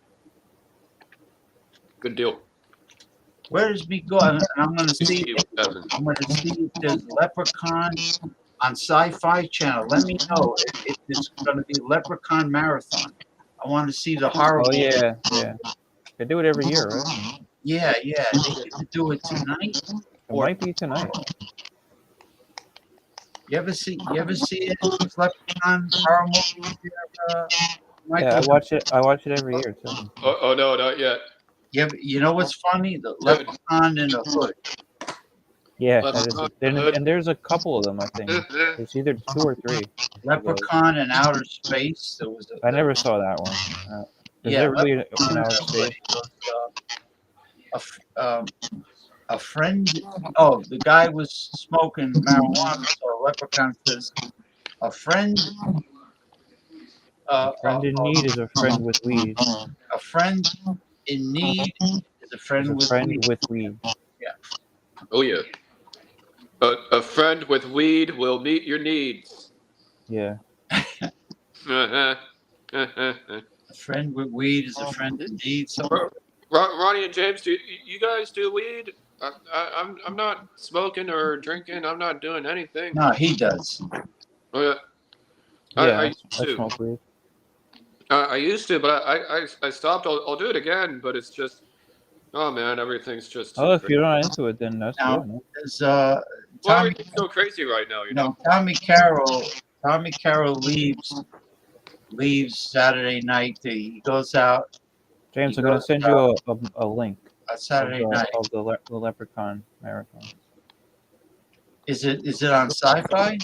Yeah, this tells Oh, you I got like that what time, and it might be on right now. I didn't read it.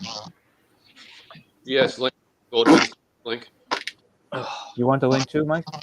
Sure. No, I got the Sci-Fi channel.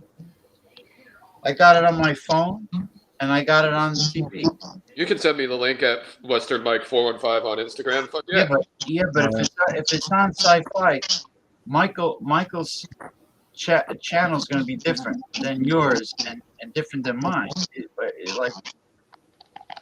Yeah, well, just find Sci-Fi on your local. Yeah, it's a different station. I guess you have to have cable. So Western Michael might not have cable. Different with weed, different indeed. I know a lot of young people don't have cable anymore. Don't need it. I'm only using a TV even because of the movies, but do you really even need a TV? I like a TV. I mean, if you're watching, I like to watch sports, baseball. I watch TV in bed on my phone. Yep. No, it's too small. Really? If I'm gonna watch something, I want to watch it on a big screen, at least a computer. Mm-hmm. No, I mean it's convenient. If I'm lying down, I take the tripod, I prop up my phone, I prop it up on the bed, and I get on my side and I watch. Simple. That's very simple, but it's like you ever tried to stop using your TV, but then you end up keep on using it? I can't quit the TV habit. I never tried to stop. It's very difficult. Because you're still gonna watch things. Like, what are you just gonna watch it on your phone? It's kind of tough to replace the TV. I keep trying to replace the TV with the Ronnie. I keep trying to replace the TV with the iPhone or the iPad, and for the life of me, it just can't figure it out. It works. But all right, I don't understand what's the point of that though.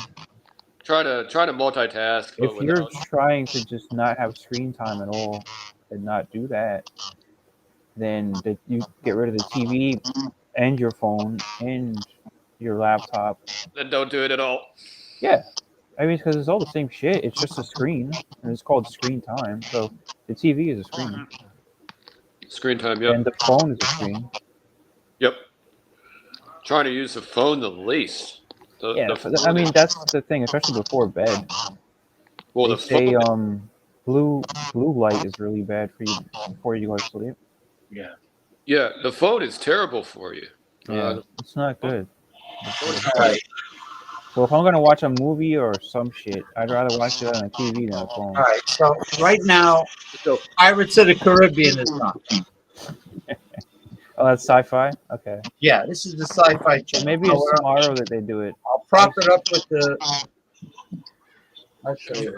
James, you're gonna get suspended. What are you doing? No, probably not. If it was like an NFL game, then yeah. Oh yeah. Yeah.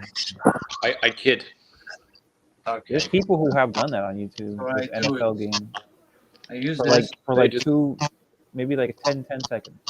Who did they get their channel banned? All right. I do this. I put it on the bed. Mike. Yep. I put this on the bed, and it props it up. Oh yeah. I have the 6-foot USB cord because when you watch video, it drains power. So I plug it in and I put it right on the bed, and I watch it. James. Oh, that works. You could get a big screen TV, mounted on the wall, right in your bedroom, and you could do the same thing with that. Nice. It's not expensive. I mean, TVs are cheap now. No, TVs have gotten much cheaper. They're cheaper than phones. The trick, though, is making sure that TVs don't have all this toxic stuff in them. because there are a lot of toxins in TVs. That's one issue with the TV. TVs can be toxic and they can be pollutants, kind of in a way. All So, right. JPM Tyson Meats is closing 6 plants, mostly in the Midwest, union jobs, inviting illegal newcomers to apply for jobs with legal assistance. What is he talking about? How did this topic even come up? Well, they're closing 6 plants. Who is Tyson Meats? And they're not going to be hiring any illegal immigrants if the plants are closed. Tyson Meats. They should just close the company down. Give it up. I don't like their chicken. Listen, when I go to ShopRite supermarket, I get it says the Wakefern is their main warehouse. Okay, so it says Bowling Basket is the name of their store brand. So I get the chicken where it says no hormones, no antibiotics given to the chickens. Now, unfortunately, they're not free range because actually pasture raised is the best quality eggs and meat. Pasture raised because James, you're breaking up. You're breaking up a little bit. Yeah, you're breaking up. Let me just try something. I'm gonna try something. Yeah. See? There you go. I muted it, so it's coming from Mike. Oh, you muted him. Mike is watching something. So but it's like when he talks, you don't hear it. That's what's fucked up. Because I hear somebody talking. Turn it down. All right. So it's minimized now. It's still there.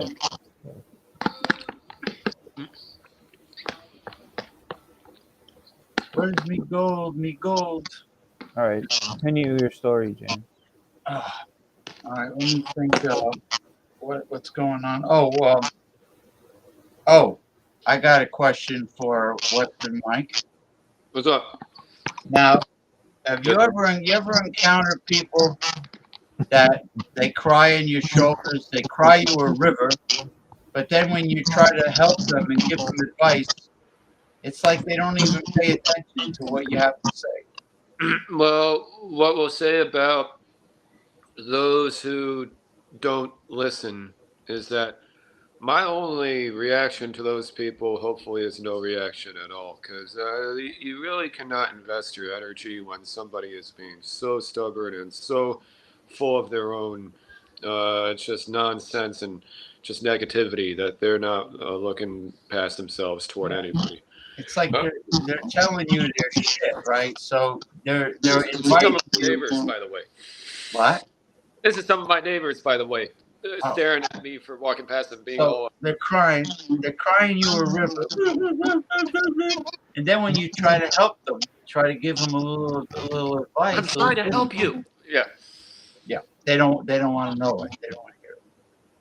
Well, it's like you asked. But then when it comes to the neighbors who are constantly acting like a prima donna, peeping Tom about everything, it's like I can't try to be civil with you if every time I'm around you, you're being nothing but negative, nothing but toxic. You're crazy. You're acting crazy to everyone. You keep showing up and being passive aggressive. Then you show up again, and it's just.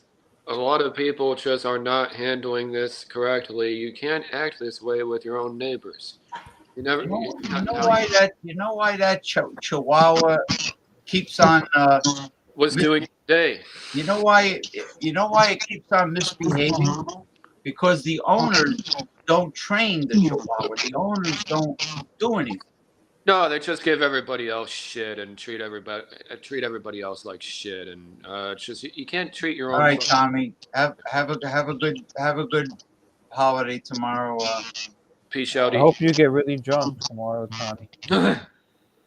That's just why do some people think they can treat their own neighbors, especially with autism, this way? I wouldn't be caught. I'm autistic, but I wouldn't be caught dead doing that to anybody. Like, don't some people have a life? Can't some people just wave and say hi? Like, do some people always got to be all alpha on you, like all fake alpha on you. Wouldn't it be fun? Wouldn't it be funny if you got like a big monitor lizard for a pet, and you said, "This is my service, my therapy service monitor." And it was using the walking beating stick for me whenever I went for my walks. Well, it tried to eat the Chihuahua. In other words, It probably would. No, it probably it will. But then the Chihuahua or the myriad of other fake ass service animals around here would probably pounce on that. Would be held liable for injury, but Jordy's dead in the house. How do some people not get sued? But Jordy's dead in the house. Listen, Mike, how are you doing, bud? I'm okay. I'm okay. I like Jordy. See, Jordy has the different color LED light, and Western Mike has the planetarium. Western Mike is in the sunlight right now. Yeah, daylight savings time is in full effect. Yeah. Remember when it was dark at this time? Yeah. Remember he had the planetarium. Yeah. Remember, Mike? Now you're hanging out. You got the sunlight coming through. Yeah, I can't really do it right now because it's still. How do you guys deal with neighbors who act all passive aggressive with you? They keep on. No, I never really have problems with neighbors. I don't have that with anybody except like this one. I have wonderful, pleasant, friendly neighbors. Me too. Well, James lives next door to a Catholic church, so that's his neighbor. That well, I mean, in the building. I don't. Yeah, in the building. Yeah, Father Jose is my neighbor, and the people in the building, except for one, are nice. How do you deal with mean neighbors? Well, so I don't have any problems with neighbors either. I only have an issue with a couple mean neighbors. Everybody else is nice. Thank you, Jordy. Nice Everybody trim. else is nice. Yeah, it is a nice trim. Everybody else is nice. I just have a couple neighbors who are hella mean every time you're. Just ignore them. What do you care? Just ignore them. It's like they keep showing up every single fucking time I leave my house, and then when they do that, they also just act hella alpha. Do they talk to you? Do they say anything? They don't say anything. They just act hella fake alpha with me every time. If they're not engaging with you, just ignore them. Do they have an eyeball problem? Like, do they stare? I have heard accounts from other neighbors. They stare and laugh at people. Laugh. You heard accounts though from other. You're not experiencing that yourself. Well, I have experienced, maybe not the laughing, but I have seen. If people did that over here, they get the shit kicked out of them. You would laughing at you? You would catch a beat down. Staring and laughing at. Staring and laughing in New Jersey? Yeah, you can't do that. Oh no, not in New York. That's way too clutch. You get that's so not dope. But have they actually done that to you, staring and laughing? They freaking let their fake service animals yap at me and everyone. Okay. And that's not the same thing, Mike. Staring and doing all this Yeah, dogs are annoying sometimes. I know. He's gonna open a beer. Fuck it. All right, Jordy. Well, they say, what do they say? The best thing for a hangover is more booze. More booze for Jordy. Guys, only beer. Well, Jordy, you got to remember, James. It's like 2 a.m. over there, maybe 3. Yeah. You know, give the guy. He wants to come on because Mike is here. Oh wow! Oh, what are we, chopped liver? He wants to see Mike. He said. What are we, haggis? For God's sake, he wants to see you. I want to see Mike. I didn't mean to hijack this meeting. Jordy wants to. I'm the third wheel. Y'all the stars here. I'm just tagging along. No, Jordy wants to come on because for you. Western Mike. It's all about you, Mike. Okay, fine. I'll be the host for a minute if that's all right. You can take that role. Oh, we'll play a little Irish music. Danny Boy. Oh, Danny Boy. The pipes are calling.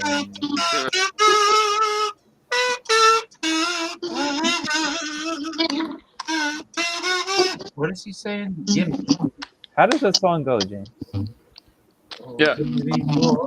What are the pipes are calling, Girl right? is playing my bagpipes.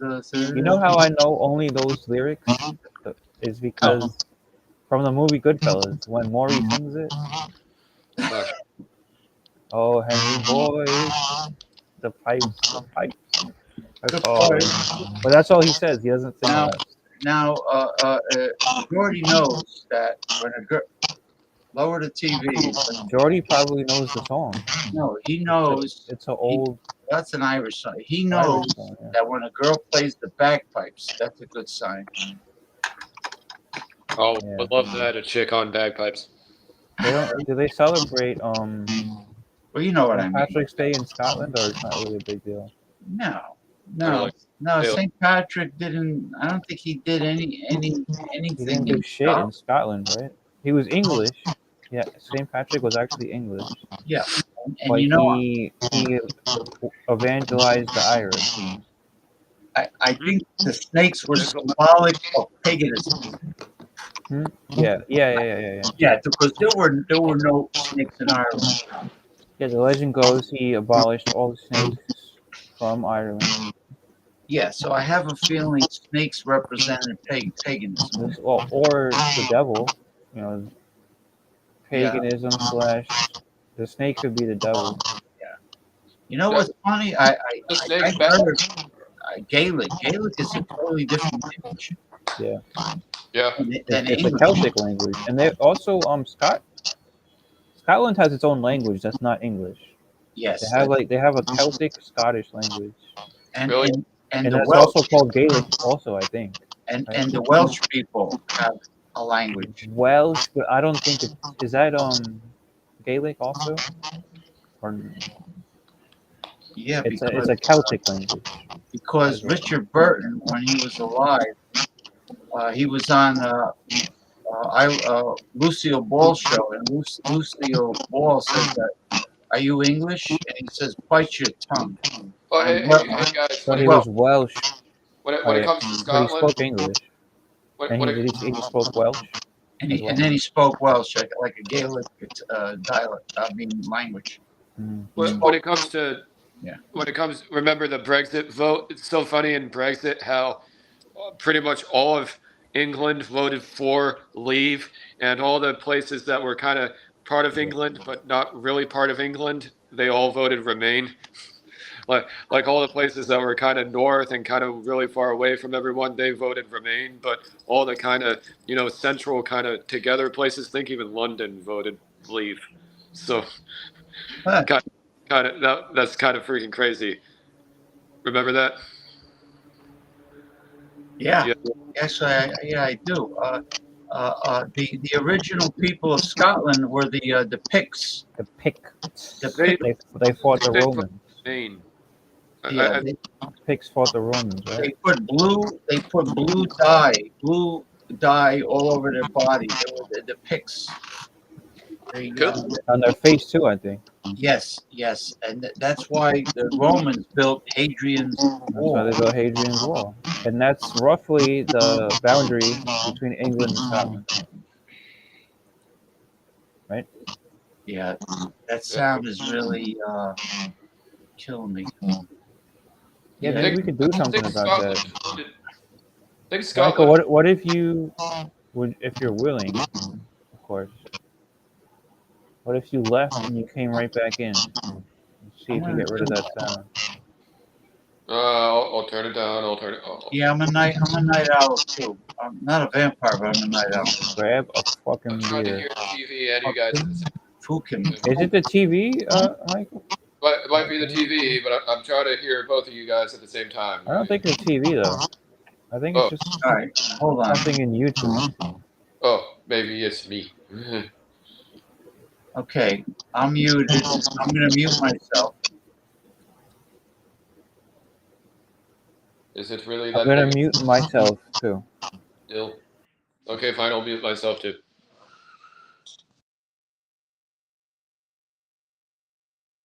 No, the experiment will be, we're trying to see where it's coming from. Well, I don't hear anything because the both of you are. See, as soon as you unmuted yourself, it came back. What is it, like a weird kind of? So James has left. And you can still hear it when I talk. It still comes on, and you can't hear that at all, right? Oh no, I can't. Can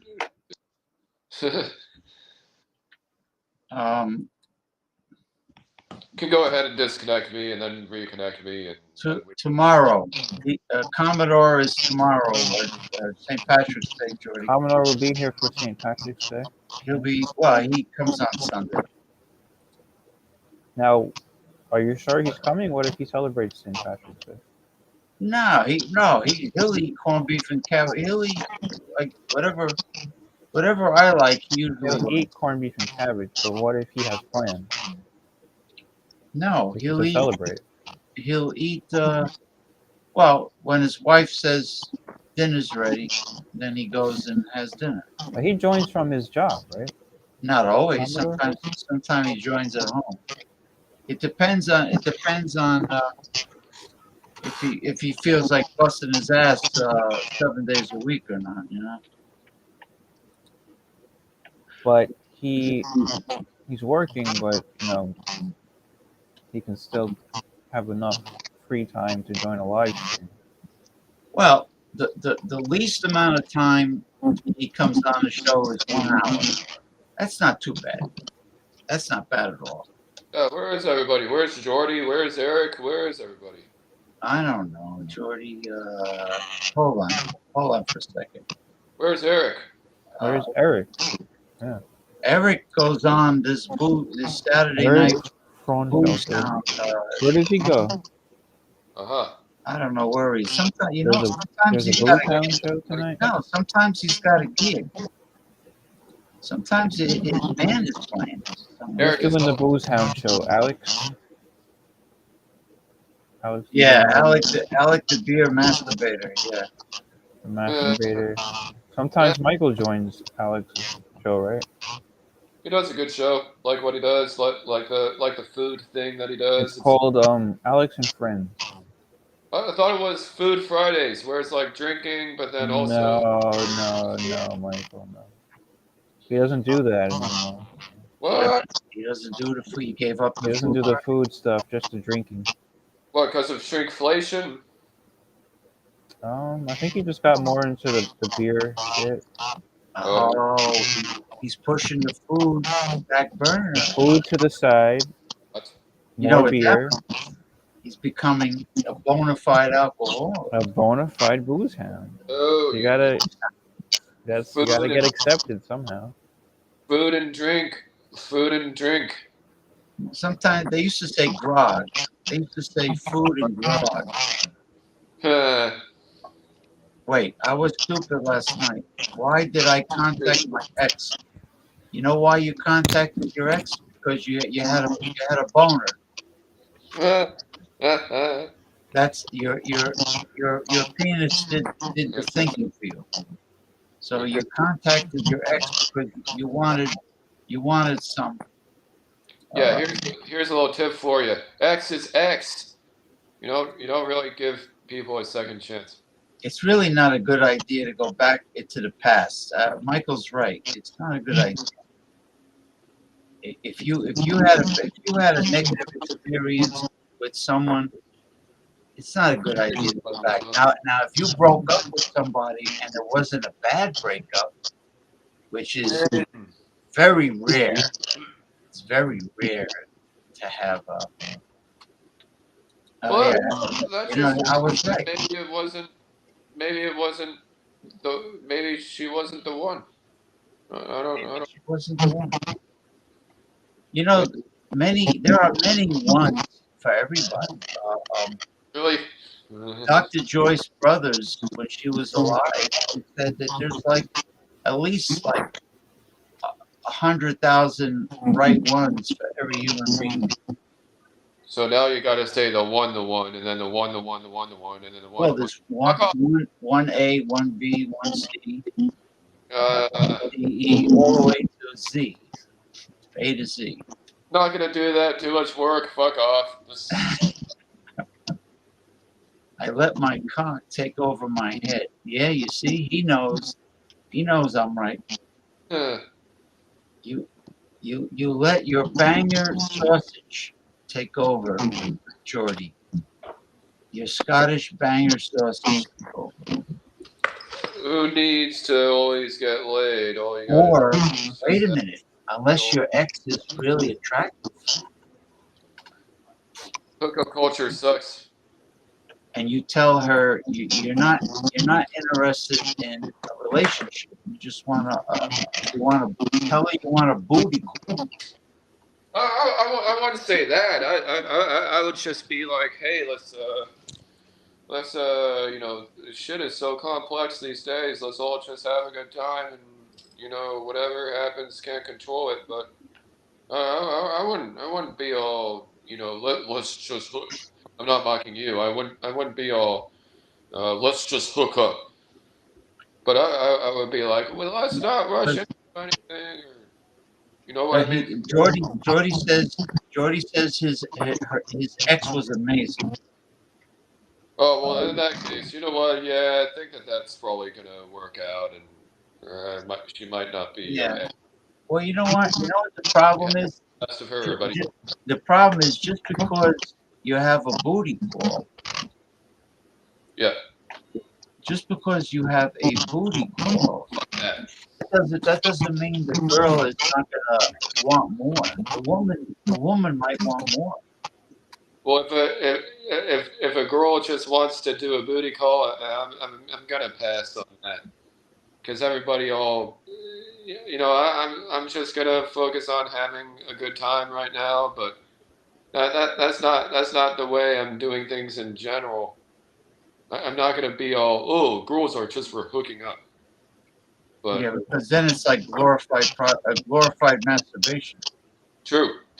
And just what's the point? Just, you can be by yourself. It's just, but not with anybody right now. No big deal. But I'm just not going to be all, hey, women are just for hooking up. That's stupid. It's just, no. It's just you don't have to say that every time you're losing your patience. It's just. Well, yeah, because you gotta talk to them after sex. I mean, I love women in dirty blondies way too much to just think of them as like some pastime. I have plenty of hobbies. Just might not want to get married or have kids or anything. My head is very unforgiving. It's best to leave others out of it, but not gonna fucking forget. You don't want any. You don't need any stress in your life. No, yeah, pumping and dumping, like Hitch says, pump and dump is not my thing. My clients actually like women. And it's just, you ever seen the movie Hitch? No, I don't think I ever did. Hitch with Will Smith? No, I never saw it. It's good. It's good. It's funny. It's funny. And he says, my clients actually like women. So I'd rather be alone and be good, and then instead of hooking up all the time. It's just, I'm perfectly comfortable being. You got to be okay being by yourself. It's just. I live alone just like you do. Oh yeah. Not turning down everything all the time. No, but. I mean, I don't have to answer to anybody. Yeah. I'm not gonna I'm not gonna go after a relationship, and that's not really. It's not really the best time for one anyway right now. It's just. Yo, Michael, you gotta do what's good for you, man. Look out for that. number one. Look out for number one, man. True that. It's just. Bitches Ronnie, come later.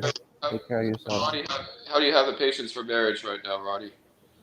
My marriage is good, man. I'm thankful that I'm married, because all the shit that I hear about dating these days. I probably couldn't do it. Really? Yeah, I mean, you talk about it, right? Dating, online dating, and all this fucking shit. Yeah, well, people lie. Online dating. They don't use accurate photos of themselves. They're very demanding. They have a long list of requirements. People are liars. They lie. That's the biggest thing. They lie. Yeah. Yeah.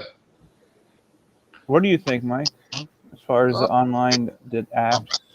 Oh, I agree with pajamas. Just people are liars, you know. I've heard a lot of guys insecure. Not be successful with it. They're having problems with that shit. Well, a lot of guys keep trying to most guys are trying to expedite relationships, and people are acting like a bunch of he-she's. So, what does anybody do here? Yeah. Yeah. What's with these? What's with the he-she's? Yeah. What's with these girls in their early 20s they're driving SUVs like a man, like really aggressive, and they got these horrible black gothic tattoos on the side of their arms. Well, Michael doesn't like those kind of girls, right? There he is. What's up, Jordy? Hey. Yo, what's happening? What's up, James? Ronnie? Hey, what's Mike? Cheers. Jordy, we were just talking about Hadrian's Wall. Hadrian's Wall. It was the dividing line between Roman Britain and the Picts, who eventually became the Scottish, right? Yeah, that eventually became the Scottish. The Romans became Scottish. Hadrian's Wall. And they were they had like the Irish, they had a pagan religion, they had a different language. Did they have Druids in the Irish? The Scotland area? They had Druids too? Huh? Druids. Did they have Druids in Scotland? They were similar to Druids. I mean, no, it's just Ireland. Pretty sure it's just Ireland. It's just Ireland, really? Huh. Yeah. How you guys doing? I don't know. I don't know my history. I don't know my history. I'm shit with my history, you know.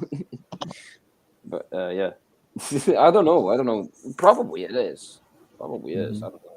I'm not Jordy, sure. what do you do for a living? I make music and I take care of my mom. My mom's not doing good, so I'm a carer for her. You know, so I can't exactly work. I got to take care of my mom most of the time. Okay. But I make music. I make music besides, you know. How's your mom, if you don't mind me asking? Oh no, that's fine, man. That's cool. My mom's doing good. Thank you. My mom's doing good. Thanks. Your mom's good. That's good. Yeah. I can't see you. Michael, you have the camera facing the sky. I think. Shit. Well. Look at the reflection of trees. Do you mind? It's just. Jordy, look at this. They got Western Mike is he's still in the daylight. Yo, Mike, how you doing, brother? What's up? But how's this? You're getting a good angle on that? Yes. So Michael doesn't want to show himself. Hey, hold on. I got something. Oh. No, how are you doing, Mike? How loud I'm being about somebody. This is cool. This is the illustrious panel. We could talk about any subject. Anybody wants to talk about beer. Beer is beer. I heard beer. I heard the word beer. It's thousands of years old. The ingredients are the same. Now, when did the Scottish first start brewing beer? What year was that? They made ale. Right? I'm sure Ronald Terrio has to know, right? Probably. The UK made ale. Beer is in the Germanic countries. Yeah. Hold on, I'll be back in a minute.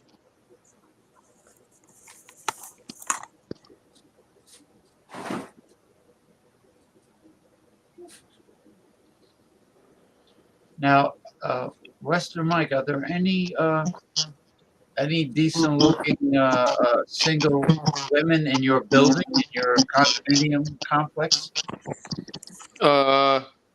Not really. I mean, there may be a few, but kind of out of my league. So, didn't really, not really gonna. Yeah, unless one of them hits on you, but you know. If they're not flirting or anything like that, I'm not gonna Now, do Michael, why do you say they're out of your league? Because you're not rich? It's just I'm not very. I don't know about you guys, but I'm not very popular. So You it's don't have just. to be popular. You just need a little bit of money. Well, what about the popularity thing? Because honestly, No, I'm serious. What do you popularity? Well, Nobody gives a shit about that.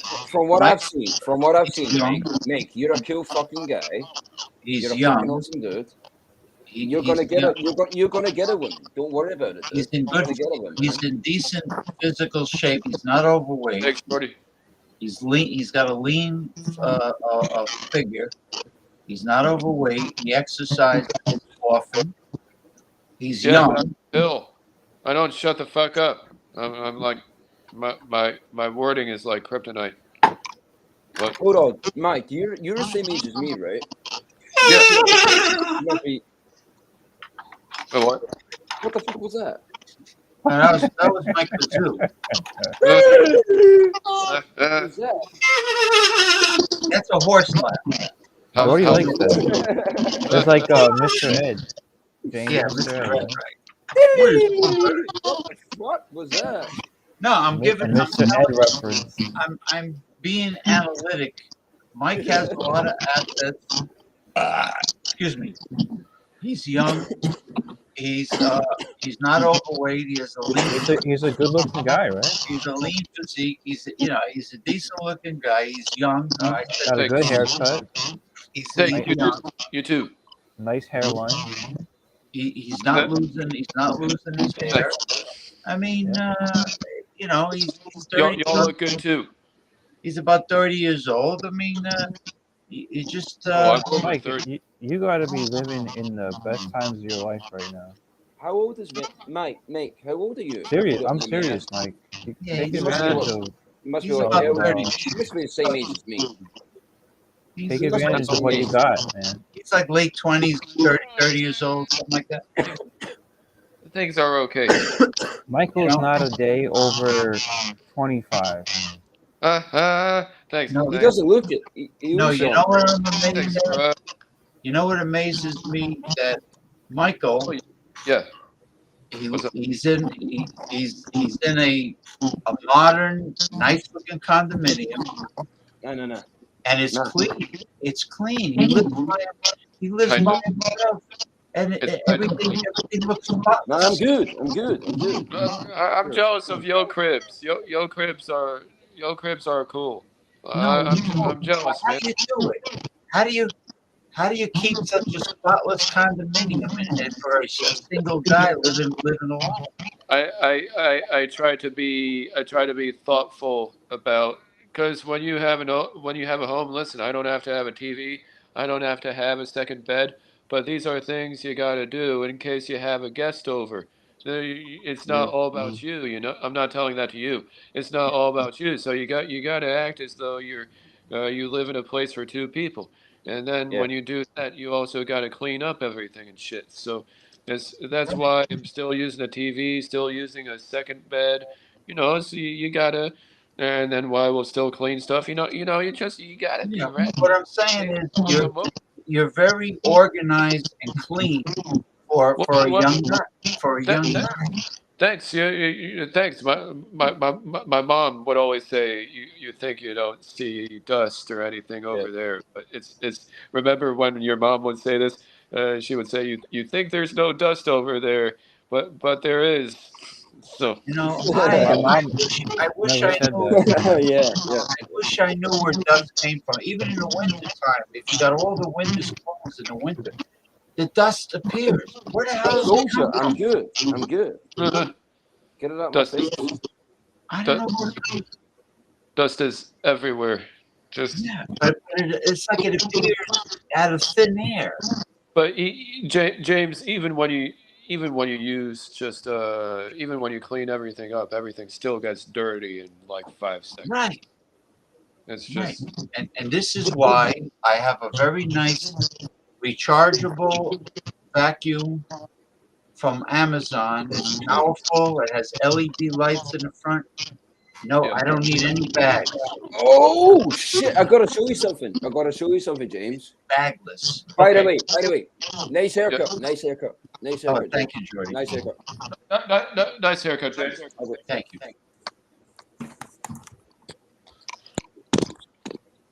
I'll take a look at this. Then I gotta go meditate, and we'll be right back. Meditation. Okay. This is my You must do yoga. this is my little spaceman, dude. Nope. This is my Oh, little the space spaceman, man. dude. All right, let me take a Yeah. look. Okay. First of all, I fucked up my hand skateboarding. Oh no. So yeah.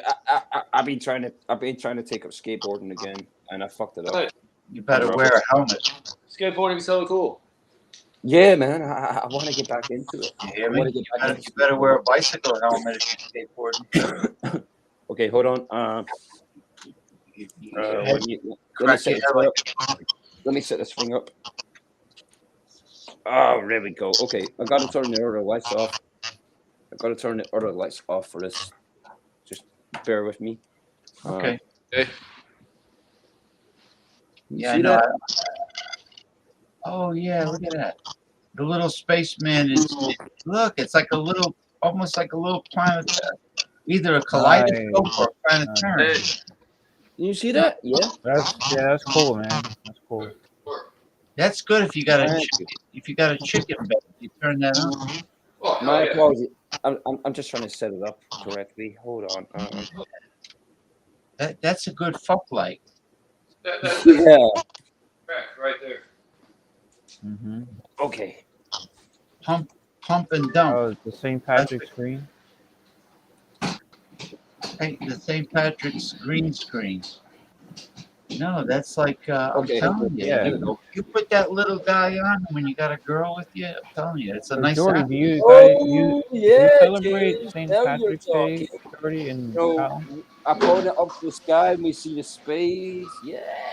I mean, it's been a while since I've had the girl up here, but Especially, you know, Jordy took his bong out the other time, and Oh. he was smoking pot with his bong with the water in it. Yeah, it was cool. Shit, do you want me to take a bong hit? Why you I'll feel take a like bong. Smoking some weed? You got to put the light on, though. Hold on. You got to put the light. You got to put the light back on. Jordy. Ronnie.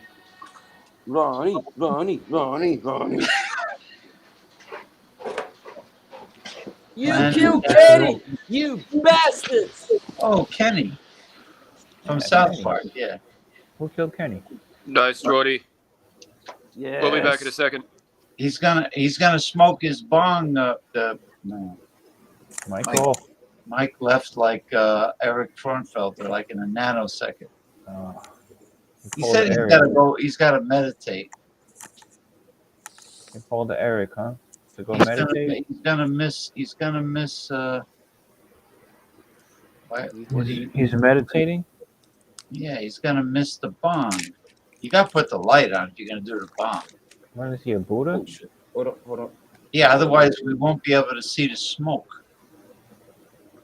Smoke. That's good. Smoke on the wall. You don't have to put him on full Smoke on the water.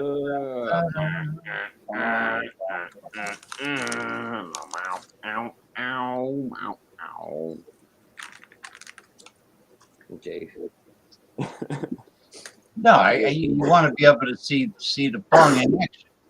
I'm not saying he's got to put there. Down, down, down, down, down, down. Need a better lighter. You have any old-fashioned matches? I got tons of them. You know, the stick matches.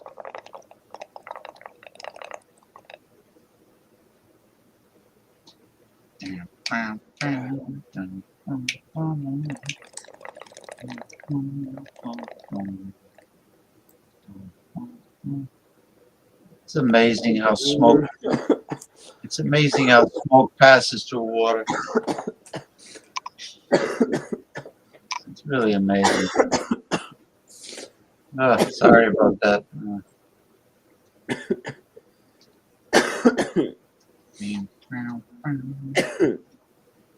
Now, could a person, maybe Ronnie S knows this, could a person smoke marijuana in a regular pipe? Like a regular standard pipe? It depends on what you mean by pipe. Like a briarwood or a corn cob, you know. You know, like for pipe tobacco pipe, you know, or briarwood.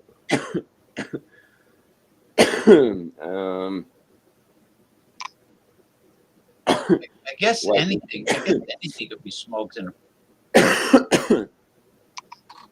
smoke on the water. Smoke on the water. Yeah, Yeah, you can. Yeah, like a regular you pipe. can smoke a regular pipe. Yeah, it's just like tobacco. You know, same thing. Yeah. Oh, where did Mike go? He had Mike left. He had to go meditate. He's got to meditate, but he says Do he's you coming back, meditate, Jordy? I wouldn't hold my breath. Meditate? I've never done it, but I've never really done it before. No. You know, I should though, because it might cure my depression. You know what you got to do when you meditate? You got to be in a room with no other people and no other sounds. Well, I guess that's what Michael does. Right? Hey, And you sound like you're talking about acids. Who's on acid? No. Me.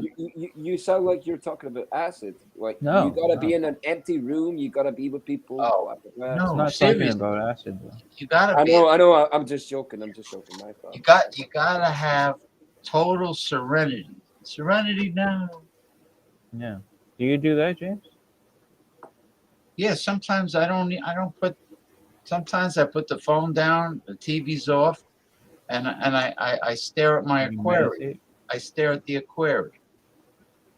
That's a good meditation tool. Or I'll stare at my cactuses and air plants and whatever. You know. Do you ever pray? Rarely. No, you just meditate. Yeah, I mean, I have a little altar, mystical altar, a religious and mystical altar I set up. You know, I could, you know, I got a whole, it's hard to explain. I got a whole bunch of stuff, historically documented things, relics. In your apartment? No, in this one area. In the living room, it's like I created like this altar, mystical altar, Catholic, and there's the top part is Catholic, and the bottom part is mysticism, because my mom was very much into mysticism. And you're spiritual as well, James. Yeah. Spiritual, yeah. I believe in spirits. Me too. I believe in spirits that have not moved on to the other side yet. Yep. Mm-hmm. Or they could be trapped for certain reasons. Ronnie, do you believe in spirits? Do you believe in ghosts? Yeah, I do believe that for sure. Awesome. There's a lot of haunted. I bet there's a lot of haunted. I mean, I think there's a lot of proof to it. You know, I know. There is a lot of proof to it. There is. So, how could you really deny ghosts? Ghosts. You can't really deny it though. Do you know that a camera can get a shot of a that the human eye won't see it? Sorry for cough. Like the human eye won't see it. Sorry, dude. That's my fault. I told him to get the bong out. Sorry. You know. No, that's all good. I've got a joint here anyway. Anyway, what I'm saying is that a camera will pick up apparitions, spirits where the human eye won't see it. If you're lucky, if you catch them at the right time, yeah. Yeah, like let's say it's an old building. Let's say you walk into a building, or even if it's like there's a cemetery that's like hundreds of years old, and you take a photograph of it. Yeah, yeah. And then you look at the Well, photo. I used to do that shit because I was into urban exploration. When I did photography, and urban exploration. It was called urbex photography, where you basically walk about these abandoned buildings and take photos. Yeah. So I know what you're talking about. Continue, and James. the spirits usually come in two forms, with a video camera or a regular camera. It's either an orb, a light that's round, like a little orb, ball of light, yeah, or it's misty. It looks like white mists, smoke, like fog. Yeah, like patches of white fog in one area. Yeah. Yeah, I know what you mean. Because I have a photo that was taken of the Salem Cemetery in Salem, Massachusetts. You know where they burn the witches in it. And I had my ex take a photo of me by one of the headstones, and there was like patches of foggy mist in different, like above the headstones. Damn, you were at that exact place. Well, we used to go every Halloween. It's like Mardi Gras. Well, with your wife? Well, no, not my wife. Before her, with two others. I used to go every year during Halloween. Yeah, or as they say, All Hallows Eve. Yeah, okay. Or the witches call it Samhain, the pagan holiday Samhain. Sahain, Samhain. Anyway, I would go there. It's a lot of fun. You would have a blast. I mean, it's people in costumes, and there's like fortune tellers and. With Comic-Con? Yeah, it's like a Comic-Con, yeah. Or what do you call a horror? I've always wanted to go to a Comic-Con. Or a horror convention, Yeah, that's good. Yeah, and you might see sometimes famous people set up a table at these conventions, Yeah. What are you drinking, James? Are you drinking a coffee? No, it's a concoction of tea. It's a whole concoction. Well, it's Japanese green tea with matcha green tea with. I get this organic berry combination. It's like a whole bunch of stuff. Fuck that shit. Grab a beer. I don't have one. I just finished the. No, I'm joking. But matcha green tea is supposed to be really good for you. Matcha green tea is superior for health benefits. It is. Matcha is very good. I just finished a bottle of 12-year blended Scotch whiskey. It was 12-year-old. What the hell is it? Imperial. It's called Imperial.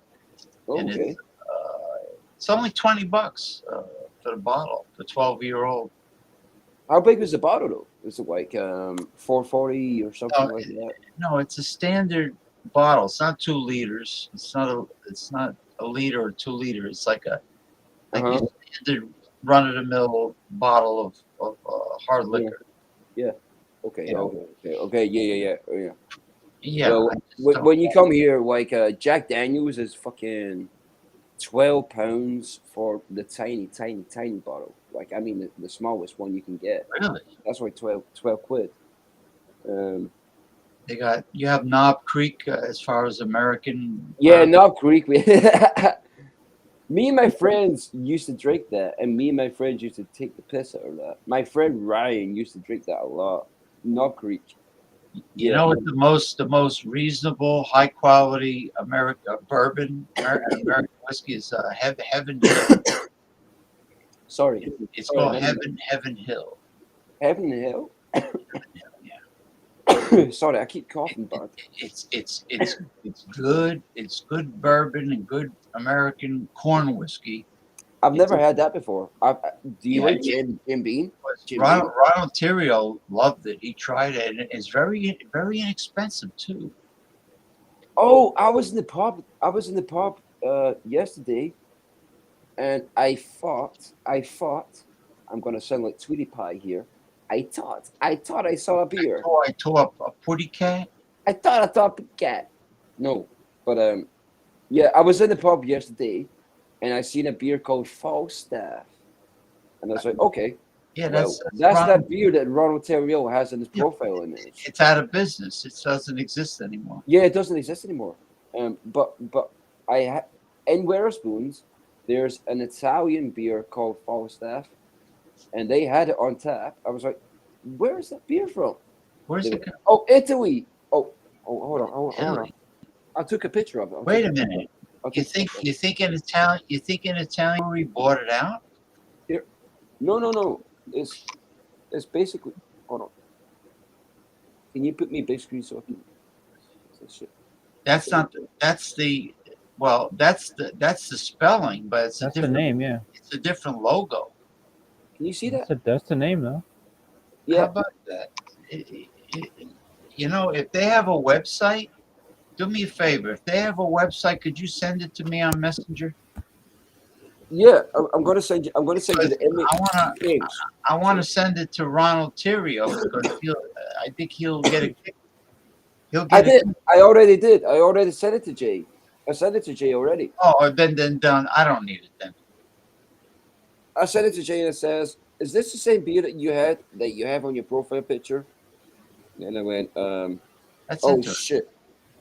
He's like, "No, it's not the same one." Hold on, James. I'll send you the picture anyway.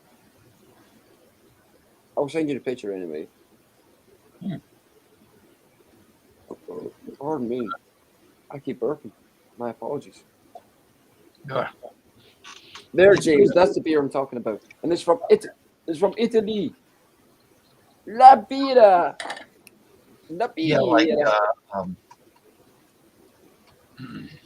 oh, look at that! How about that? Falstaff. Yeah, Falstaff. You're using the same name. I mean, Yeah, so I sent a picture of that and I sent it to Ronald J, and I was like, "Hey, is that the same fucking beer you have as your profile image?"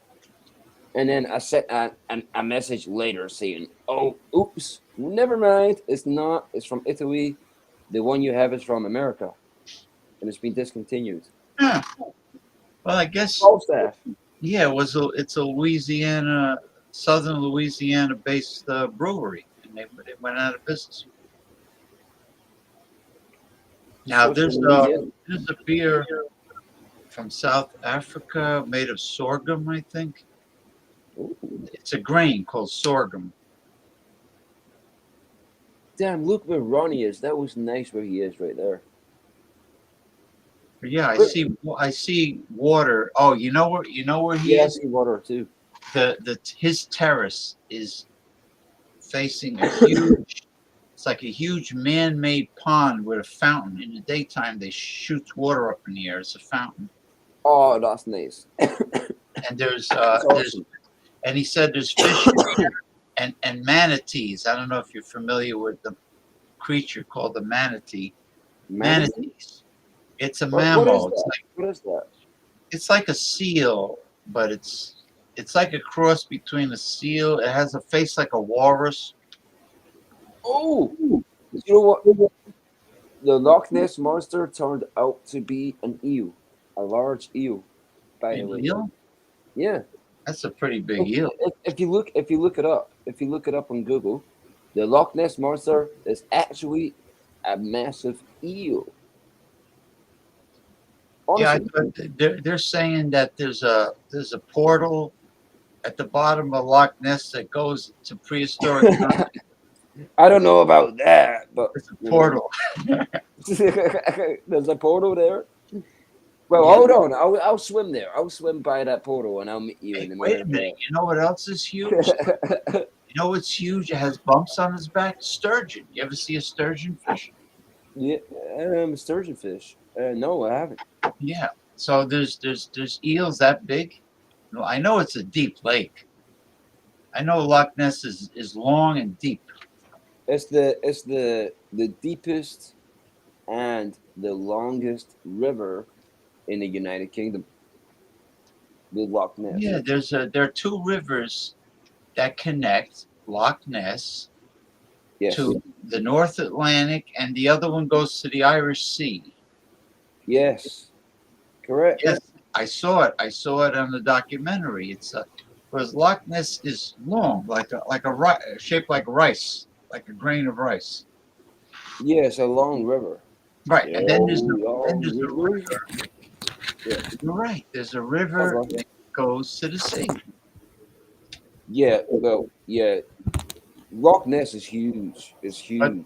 But the water's it's fresh water, Loch Ness, right? Once you get to the It is Loch fresh Ness water, Monster? but- Yeah, that's what we're talking about. That's what we're talking there's about. a lot of lochs in Scotland. Is there a lot of nexus?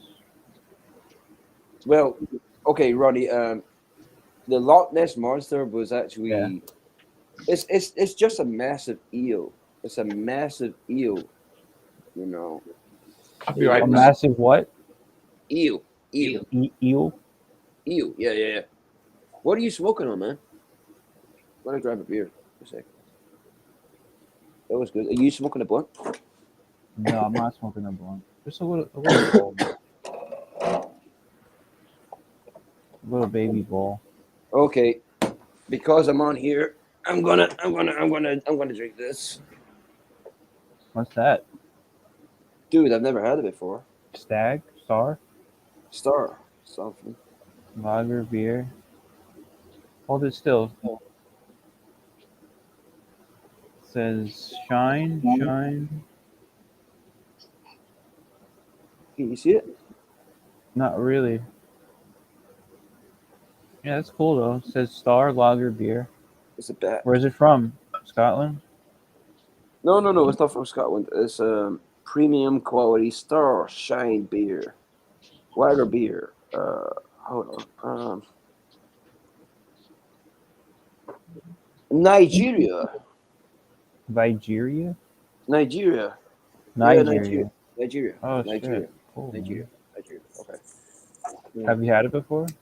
No, I've never had it before, dude. No.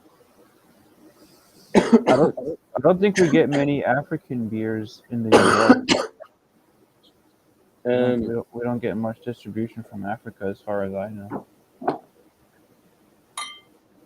Yeah. African beer, the only one I can think of is Singa. Oh wait, that's Asian. Not bad. Okay. Anyway. Yeah, I'm gonna open this. I was gonna save this until later. I was gonna save it till later. Unless you want to save it. I mean, I'm gonna open it right now, anyways. But I might do a live stream and Right now? show this. No, like in like an hour or something. Maybe an hour. Like an hour. Yeah, Ronnie, if you want to join up, man, you're more than fucking welcome to, dude. Yeah. You're always welcome, man. James, I might have to go join Jordy's live stream. Wait a minute. Hold on. I'm gonna save this to my live stream actually. Hold on. I'll be right there. I'm in the bathroom. You in the bathroom? You taking a shit? No, He's giving the live shit right now. no, not that. Not Mr. Hank. Mr. Hank. Hey, don't forget to wipe. Oh, he lives inside of you. Wipe And this way. Wipe from the balls to your asshole to your back. Don't wipe it the other way, no, or you're I gonna was spit it doing. balls. I was going pee-pee. That's all. That's cool, James. Yeah, that's all I was doing. So what? Where you going? I'm sorry. No, He was gonna go drink a beer on his live stream. Oh, another live stream. Oh, Oh, yeah. not Well, now, not now. But I've got a beer that I want to do. I've got a beer. I have a beer that I want to, but that I. For fuck's sake. you want to do a live stream? Your live stream. Jordy's. I've got a Den. beer. I've got a beer that I'm going to review on my live stream later, but I'm going to have a beer here. Oh, the Jordy's Den. Yeah, my apologies, dude. I keep coughing. And my lungs are fucked, dude. No, James asked you to smoke the bowl. So yeah, it's James' fault. Yeah, you know what it is? I like the gurgling sound of the water. You know, when Jordy smokes his bowl, he's going to be coughing for the rest of the show. The bong. Yeah. I like the gurgling sound. It's empty, but no beer, Jordy. Sorry, meditated guys. Are you staring at? No, it's too early for meditate, guys. Awesome. I know what he means by meditating. He's smoking some shit. Oh, there he is, Mr. Mike. The sun went down by him. Look at that. What's up? So quickly too. Did you watch the sunset, Mike? Heineken. Did not watch the sunset, but meditated during the sunset though. So. Planetarium.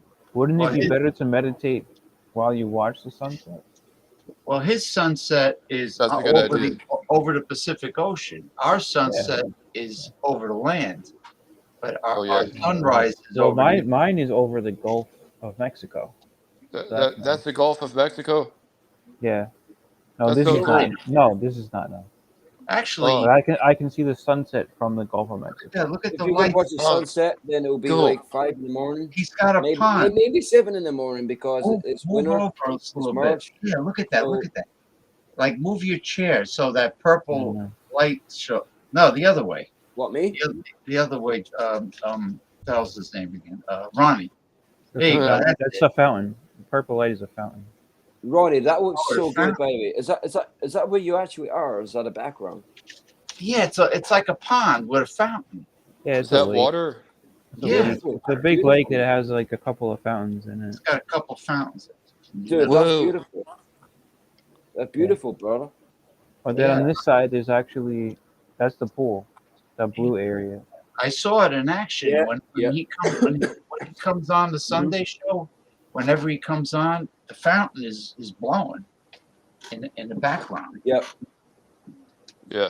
Yeah, it was good. It was fucking awesome. And I mentioned the manatee. Manatees got manatees that's come in that pond, and there's fish in there.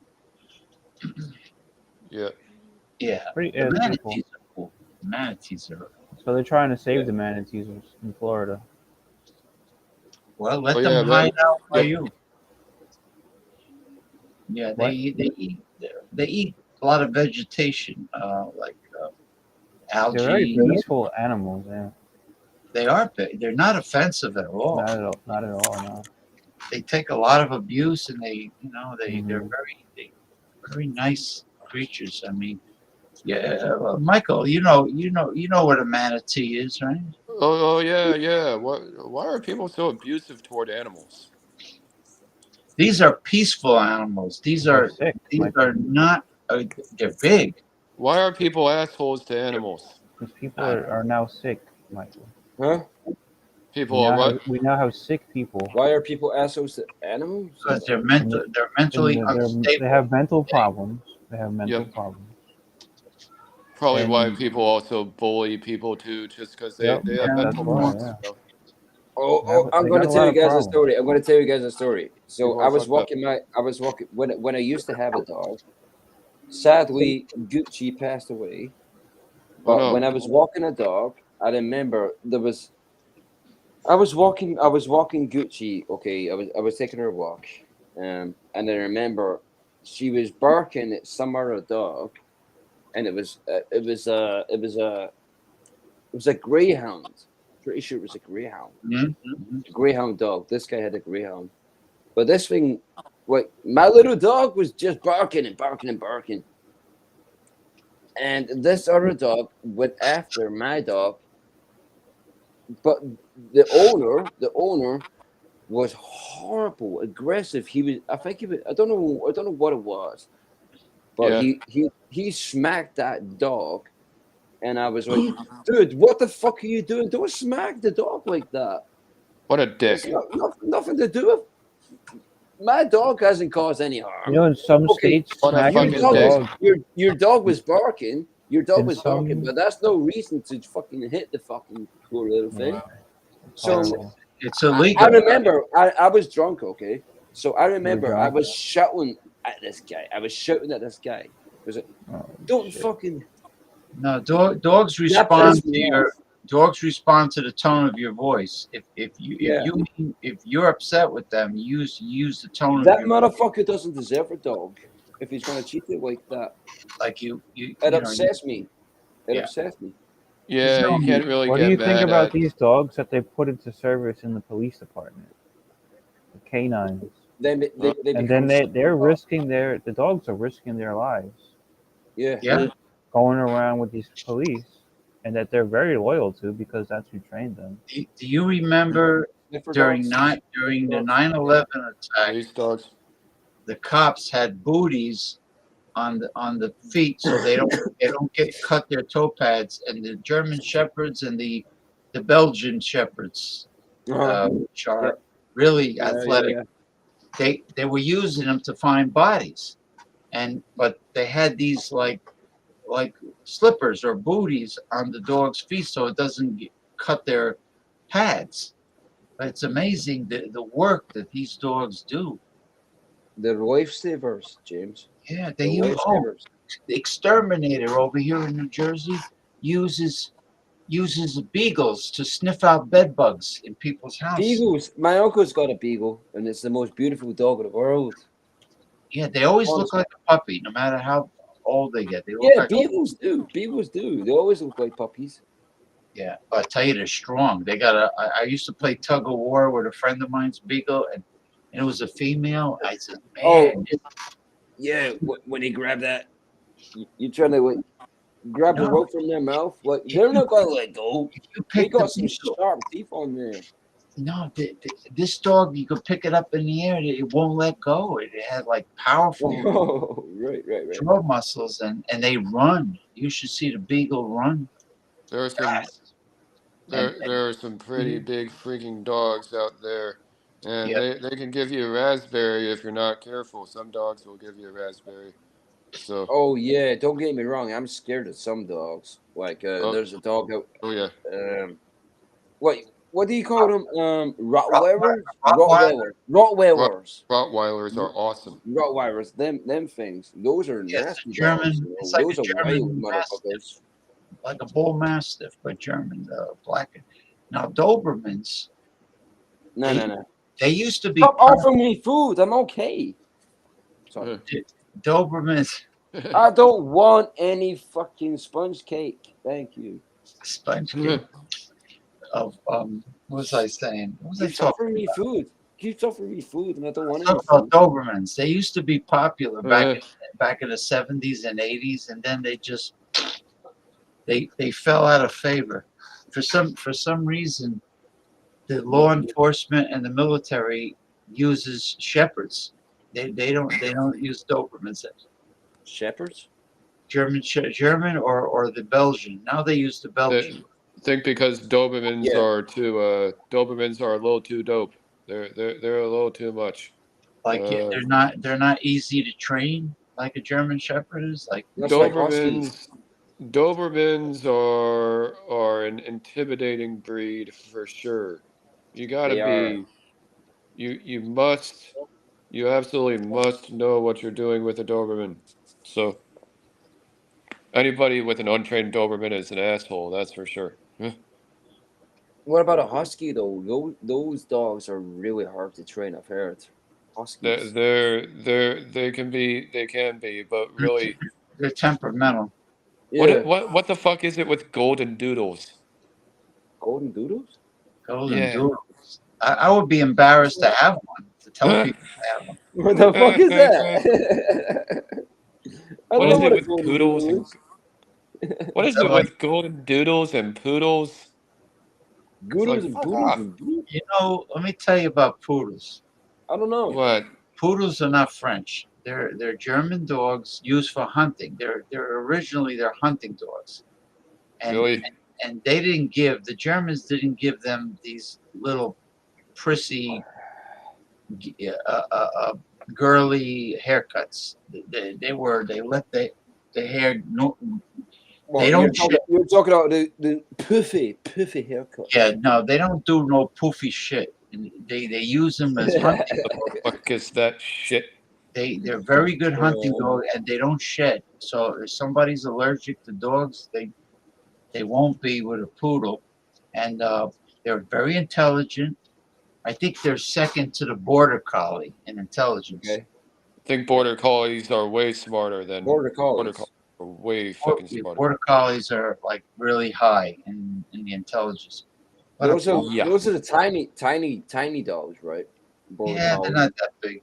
The Border standard collies are like the small dogs, isn't it? a standard Oh, poodle but smart. is are trained as guard dogs in Germany. It's also Yeah. You can also change a fucking Fuck off. You can also train a fucking bulldog or a pit bull as well. pit bulls are.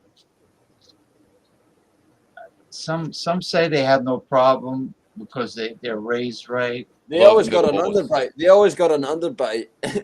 Oh, a bull mastiff or a They bull. ugly as fuck, but they're cute at the same time. But what about the Yeah, cane that's right. corso? Is the were used by the Romans during the Roman Empire. It's a bull. It's a mastiff. It's like a bull mastiff, but they're more athletic, much more athletic. Oh, James, that Yeah. gets me thinking. The Colosseum of Rome. I'm going to visit that shit next year. I forgot to tell you. Yeah, the cane corso. I am visiting the Colosseum of Rome next year. Nice, man. Yeah. Grazie. Now, do a lot. That's cool. Do people always want to talk about the bagpipes in front of you and James, you need to try haggis. You need to try haggis. I know I need to try haggis. Haggis is amazing. I love haggis. You know what I got? Sausage, right, Jordy?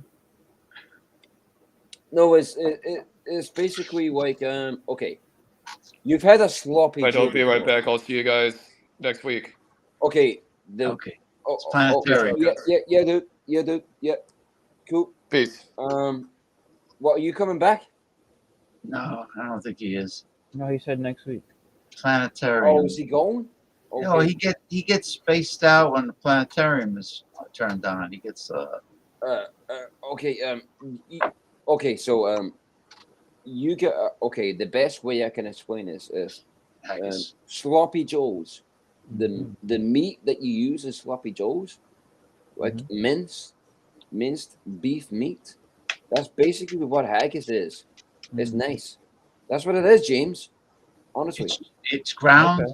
It's ground meat, but it's what is it? Ground organ, right? okay. If I tell you what it actually is, you might be like, "Oh, I ain't trying that." No, I'll try it. Is it like ear? No, No, it's I'll sheep. try it. It's sheep. I love mutton. It's made from a mutton, a full-grown sheep, right? It's made from sheep's. Okay, so what it do is. Bah. It's not bad. I'm sure the Don't taste. worry. Don't worry. It's not that bad.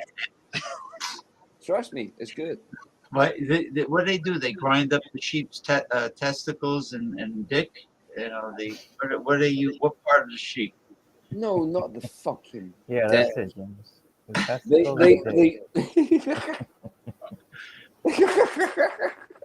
What do they grind?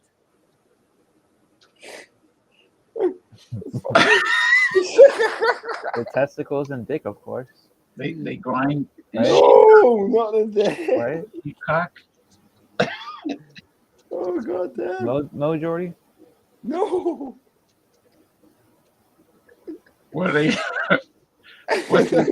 they grind? What part of the sheep do they use to grind for haggis? The stomach. For Oh. God's sake.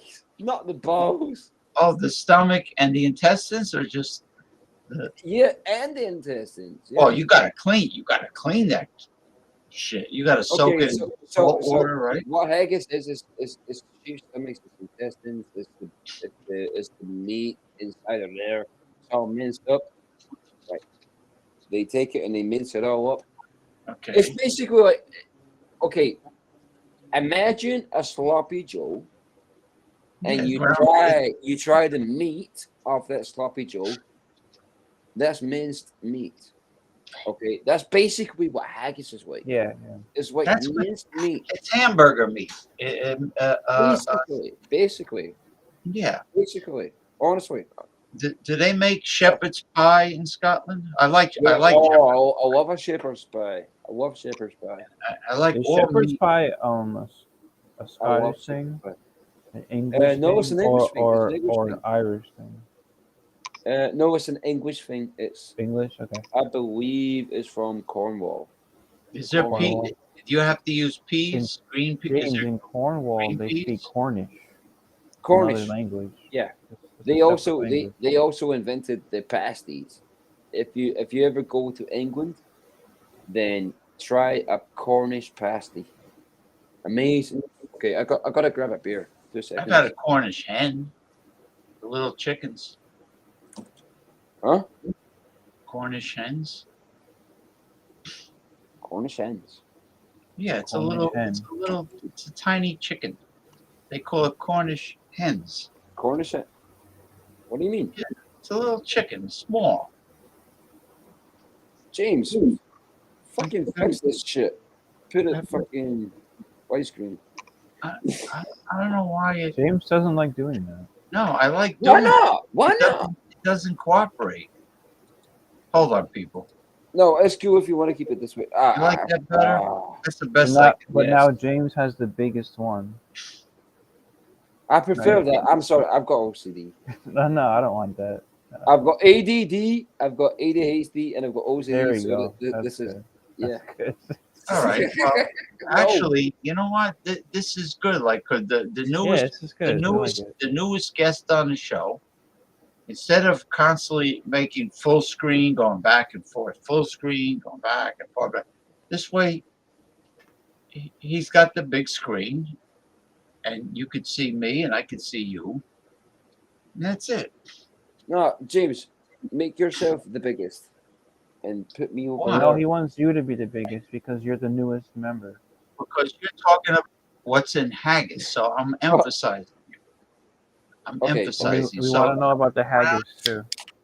So ground sheep's entrails, the stomach and the intestines.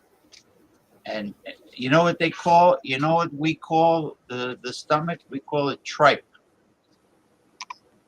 Tripe. And the Spanish call it mondongo. Tripe is a name for a fish. Tripe is a name for a fish. Tripe or tripe in Spanish. Tripe. The Latin Americans make a soup. They call it mondongo. Mondongo, that's tripa Dominican is soup. Yeah. Tripa is Italian. Mondongo is a Dominican soup. Yeah, not to be confused. Probably with Puerto Rican mofongo. too. Mofongo, you're right. It's another. Mofongo is green plantains mashed. Mofongo, you're right. Yeah. Mofongo. Now the mondongo is a very hearty. It's like a beef stew. It's very chunky, heavy. But you gotta like tripe, right? Oh, Jeeves, I had cannelloni. Which is the cannelloni. outer lining of the stomach. To me, that is fucking disgusting, man. Well, I can't you gotta eat that. soak it. You gotta soak it in salt water. I can't eat that shit, man. You It's gotta too clean it. chewy. You can't fucking swallow it. Hard. Wait, You gotta what food? What food? You gotta what were you boil talking the hell about? out of it. tripe, like the lining of the stomach. That's what he's talking about. Sheep stomach. Okay. I've never tried tripe. It takes Isn't a that long fish? time. Is tripe fish? I thought tripe was No, fish. it's No, from it's any animal. stomach lining. It could be The from you, stomach. Jordy. You have it. I don't know. In No, your I've never body. had. No, It I've could never be had cattle. before. It could be cattle. It could be sheep. Right. It could be a goat. You know, it's I've never had it. I've never had it. but you gotta boil it for a while. It's a stew, but you gotta Have you ever had it to where you could chew it and Yes. swallow it? You have? Yeah, because it was simmered for a few hours. I've never had that. Honestly, never had that. It's got to be simmered for a while. Roddy, I like your background. Where are you, dude? Where are you? I live in Florida, Jordy. He's in Florida. You're in Florida. I know you're in Florida, but I know you were in Florida, but I thought you were like somewhere else because your No, background he's got a big lake in his condo. Sorry. In his condominium. Yeah, there's a lake there. No, but it's a man-made lake, so they put lights up and shit. Ronnie. Man-made. It's not natural. Fucking beautiful, by the way. I love that shit. It's Lake Ronnie, they call it. It's a man-made Lake Ronnie. This is He's Lake right Ronnie. there. Yeah. Thanks, Jordy. Lake Ronnie. Thank you, Jordy. Thank you so much. Yeah, cheers. So you educated me. I never knew exactly what went into haggis. Now I know. Haggis. Okay. So it's like a tripe that's sheep's cooked stomach. well. No, they grind it. They mince it. It's basically like hamburger. James, what do you use in a sloppy put Joe? onions in What it, is Jordy? The meat that you use in a sloppy Joe is called mince. Beef mince. Well, it's ground beef. Yeah.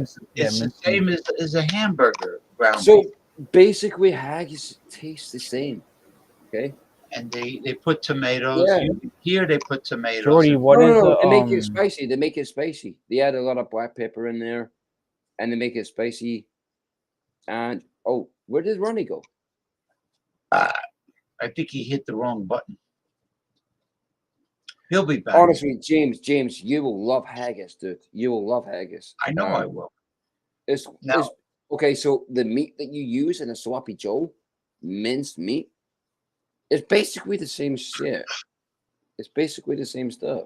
Now, what is in besides potatoes and beef? What is in shepherd's pie? There's potatoes. There's meat. Is there green peas in shepherd's pie? Shepherd's pie, we have minced beef, and we have mashed potatoes. Mashed potatoes. And peas? we have peas. We have peas too. Carrots. We have carrots. We have peas. We have carrots. But they're boiled. It's what boiled carrots, boiled peas. Yeah, I could steam. I mean, I have a big Chinese stainless steel steam pot. I don't have to boil anymore. I have one of those multi-layer stacked steamers. Oh shit! You got one of those. You got the same pot that I do. I've got a Gino thing. Do you know who Gino is? Gino. He's an Italian chef. He makes. I'll take a photo of mine and send it to you in Messenger. Yeah, do that. Yeah, and I'll show you my stir fry pan, my wok. I have a imported. Oh, you got a wok as well? From China, yeah. It's a nice one. It's got a long wooden handle and everything. James, that would be nice for a fucking stir fry. Like add some prawns in the stir fry. Yeah.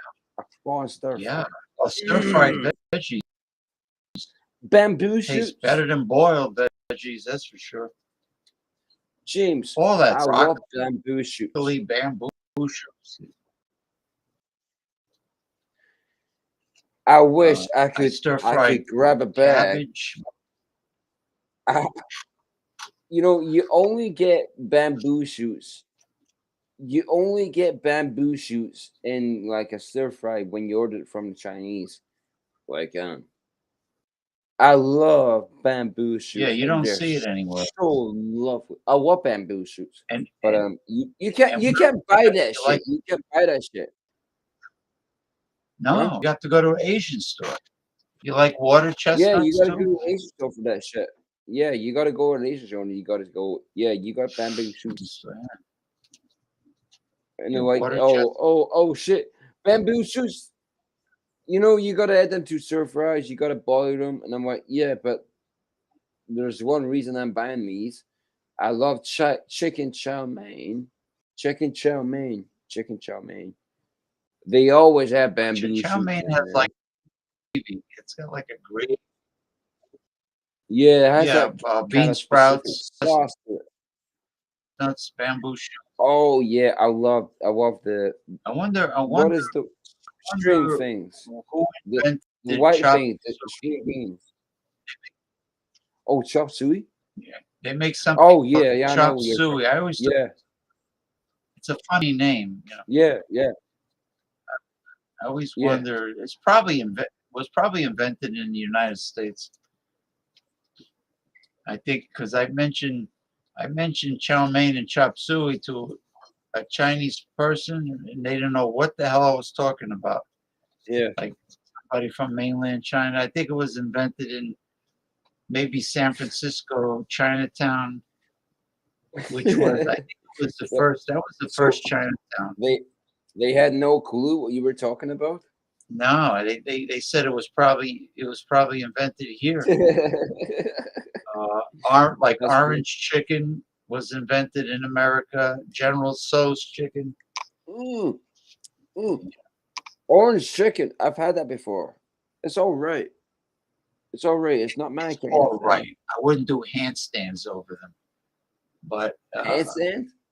yeah, I wouldn't get excited over it. Let's put it that way.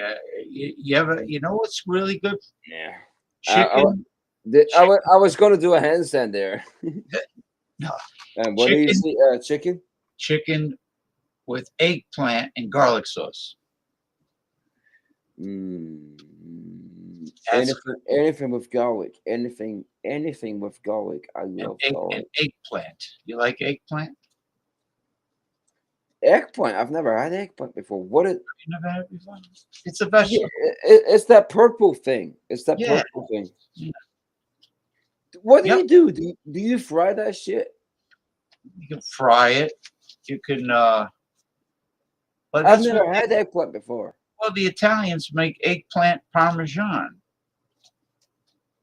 They Well, fry they my fry it. mom my mom makes my mom makes a carbonara and she adds courgettes in there. Courgettes. You know what courgette?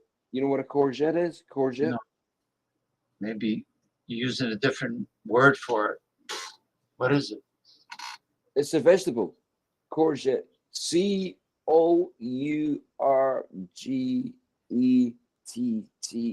I never heard of it. Courgette. Maybe it's popular where you live. No, it's a Spanish. It's a What Spanish. what does it resemble? What does it look like? It Is looks it like in a a cabinet? cucumber. It looks like a cucumber. Oh, it's in the squash family. Sorry, I'm Like a zucchini. It looks like a zucchini, like a squash. Or a cucumber. It It's looks green. like a cucumber. It looks like a cucumber. Okay. A courgette. Yeah, it looks like a cucumber. Now, when you say carbonara, Yes. it looks like Alfredo, but it's different. It has egg, raw egg. Alfredo? No, carbonara involves raw egg and Yeah. Parmesan cheese. Yeah. That's how my mom makes it. She grabs the Gran Passimo Italian fucking cheese. She grates it into a bowl. She separates the egg whites from the yolk, and she Yeah. uses two yolks and she mixes that shit. And you're not yoking around either. I ain't yoking around. Ain't no yoke. So yeah, because you keep stirring it, and then it becomes creamy between the yolk and the cheese melting, and then you mix that with like fettuccine or angel hair, like angel hair spaghetti. No. I'm gonna say something that's gonna blow your mind. Yeah. Oh shit! What was that called? Rigatoni. Ricotta. Oh, ricotta cheese. Yeah. Ricotta. That's cheap over here. Ricotta cheese is like a dime a dozen. Have you ever had that? There's also, they do like a soft cheese, and it's like white. It's basically like a white flat thing. You can Mozzarella. chop it up. Mozzarella, yeah. Like I mean the real mozzarella. Yeah, Not the it's greatest white. stuff. Not the greatest stuff. Not the greatest stuff. It's Like the real mozzarella. It's very white looking. Yeah, and you can chop that shit up, and it tastes like egg whites. In a way. You know, the ricotta cheese is what they put in the cannelloni and the ravioli. Cannelloni and the yes. manicotti, the manicottis. Manicotti. Yeah. Oh, James, you're talking my language there. I think the lasagna has some in there too. I think Manicotti. lasagna has both, has mozzarella and ricotta. You know, lasagna is boring. You know, but manicotti, oh yes, that's got my name all over it. Oh, it's like huge pasta shells with beef mince inside of them. It's got some cheese. It's got ricotta over the top of it. Manicotti. The secret to making manicotti, or they have something called stuffed shells, which is a large stuffed shell. It's a pasta shaped like a seashell. Yeah. And you cannot boil the pasta too long, only like maybe 25% of the way. Yeah, you just gotta make sure it's soft, and that's you gotta make sure it's pliable. Yeah. Because you gotta make sure it's soft, and you gotta make sure you can't if you boil it all the way, and then you put the cheese inside, and you put it in the oven, or so, it's gonna get mushy. It's gonna like fall apart. So yeah, the manicotti tubes or pipes, whatever you want to say, or the shell have to be just like the lasagna noodle. It has to be like a diving board. It has to like be pliable, but not soft, because when you bake it, it cooks more. And it's got that minced beef in there. Right. Yeah. Meat sauce.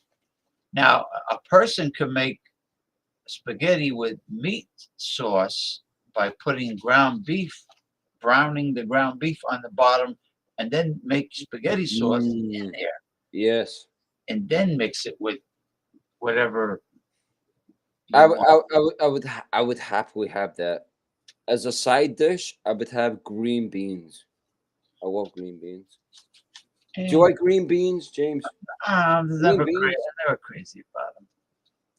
You said you liked asparagus, right? Yes, I love asparagus. Mm-hmm. Yeah, I love it fried. I love it fried. I love it boiled. I prefer it fried. Yeah. Asparagus. Yep. Now meatballs are tricky, and there's many different recipes for meatballs, but basically it's if somebody's going to use breadcrumbs, I would rather use like a Japanese panko, which is soy and wheat. What? Yeah, whatever breadcrumb you use, you can't put too much in there.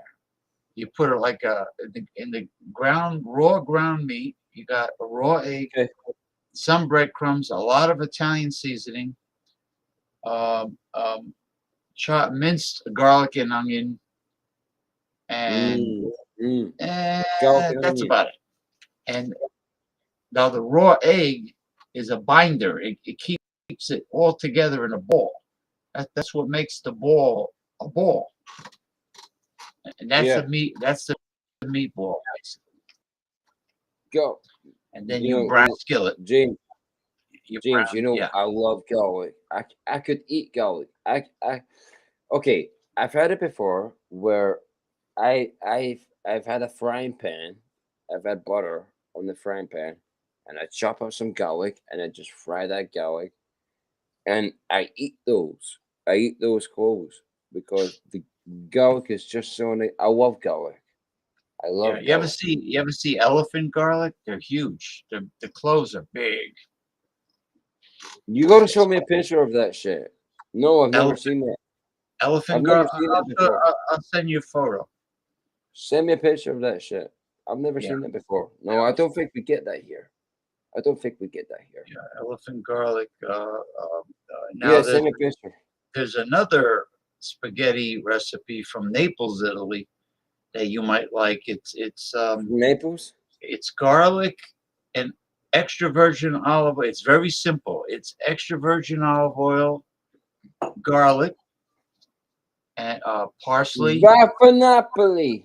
Yeah, it's Go parsley, back to Naples. red chili pepper, flake. You know the flakes, red chili pepper flakes, The parsley. red chili flakes. The red chili flakes, Yeah, yeah. and a lot of garlic and extra virgin olive oil. That's it on the spaghetti.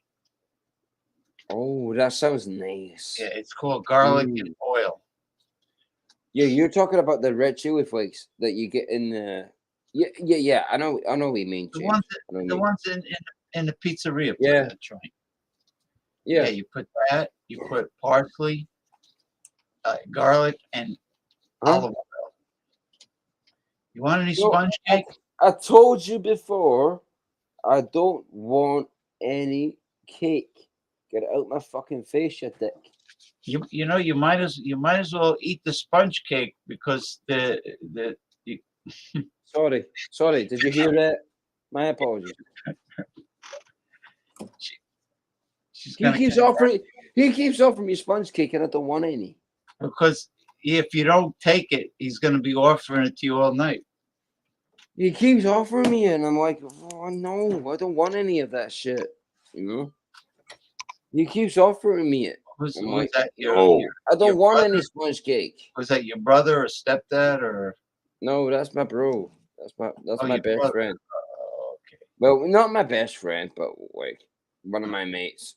Who he's crashing here. Okay. He's crashing here because he doesn't have a place to live, and I am not gonna see him in the streets. So he's got a house under my roof, basically.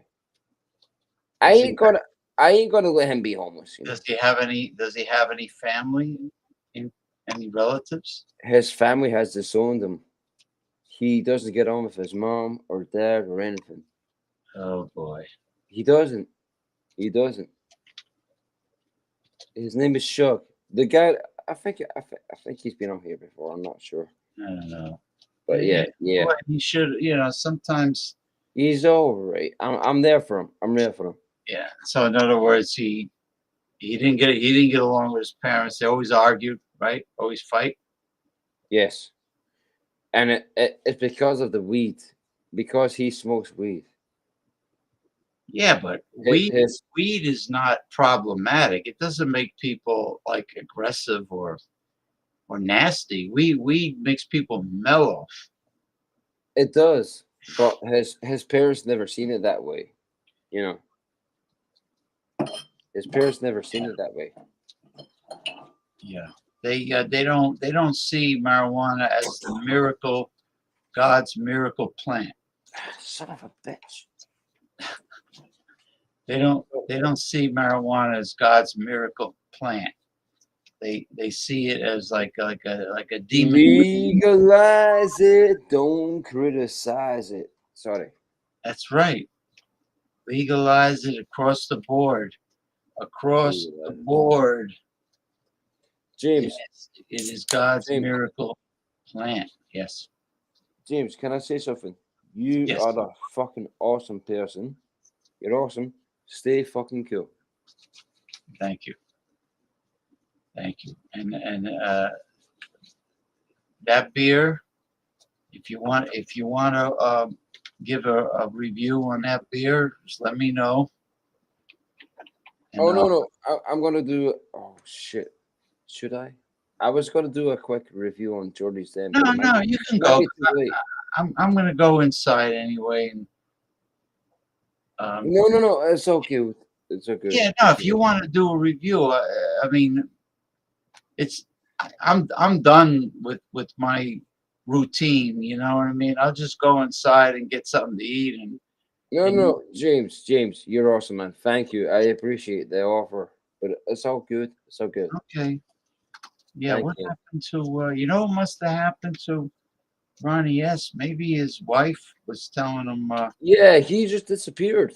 His wife probably said, "It's Saturday night. What are you doing? Where did he go? He just disappeared. He just went. She might have started hollering, saying, "Come over here! It's I don't Saturday know what the fuck night." is going on. I don't know. She wanted a little Saturday night fever. Where's Mike as well? And Ronnie just like boom, they're gone. Mike got a call, and the way he left and never came back, I bet it was a female. Because hey, not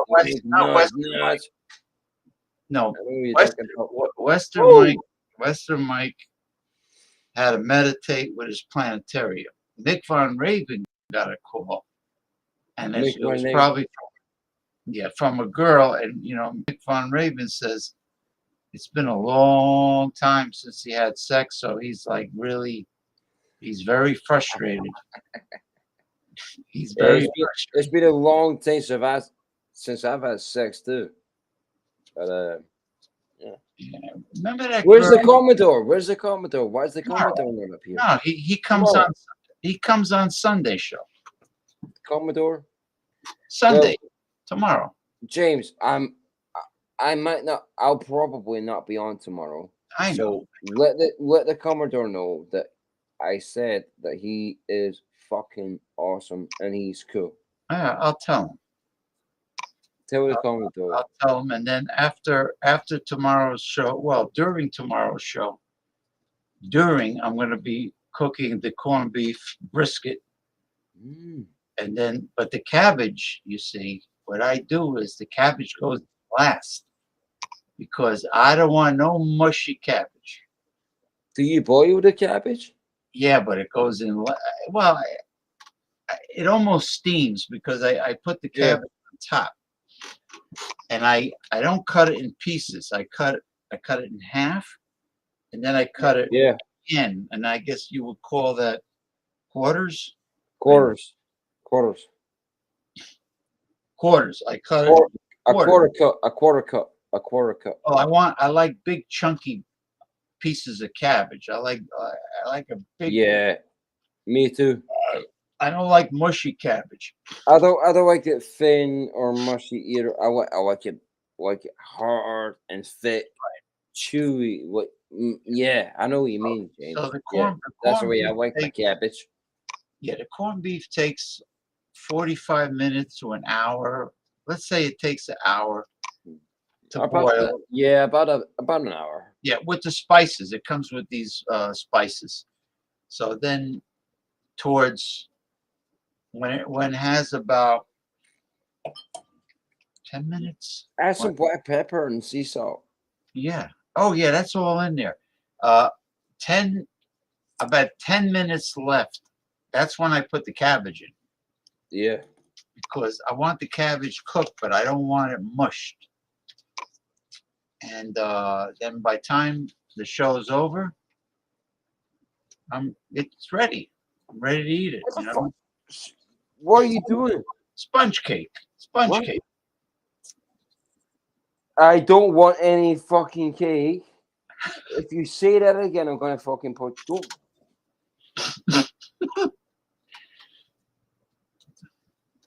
I mean it, dude. Sponge cake, Fuck man. off. Yeah, I'm gonna fight you. If I am gonna fight. He ran away. He ran away. Well, as soon as I stood up, he ran away. You fucking shite bag. Don't offer me any American. I'm good. Stop taking the piss, you dickhead. There we go. I shall. Well, you know, he's not going to stop offering you the cake because he did it about a dozen times before. I don't want any fucking cake.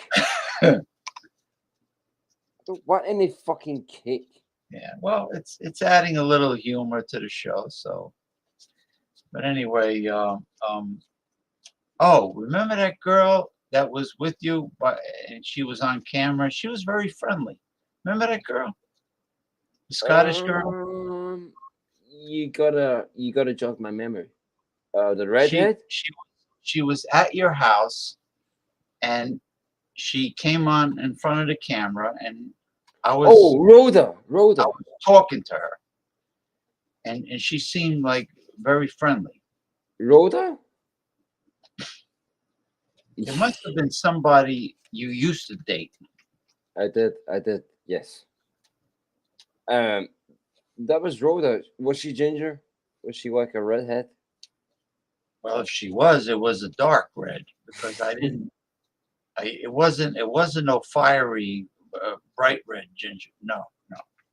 Yeah. Well, like a deep. Yeah. You know, I don't talk to her anymore. Unfortunately. Yeah. You told me she started dating somebody else. That pissed me off. Hey, I'm gonna tell you something. Yeah. Bag, shag, and skedaddle. Skedaddle. That means go away. Right. Go Bag, shag, and I'll fuck off. Bag, shag, and skedaddle. Well, how old was she? Is she in her 20s? What, the woman that was there? Yeah, she was 22. Oh, nice and young and tender. She's very marinated, like a Kobe steak. Pete Buttigieg leading kids in the Pride. Huh? Pledge of Allegiance. You mean what? The Gay Pride Parade? James P. Madonna, have you heard? Pete Buttigieg. You mean leading kids in the Pride Pledge of Allegiance? What does that mean?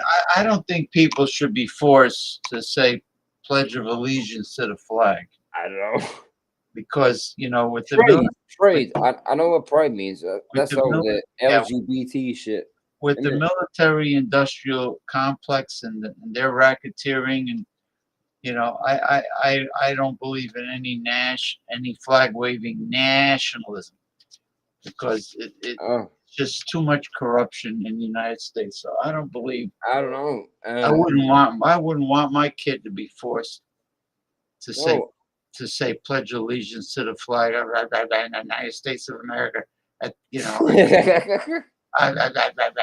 for the republic for which it stands under God.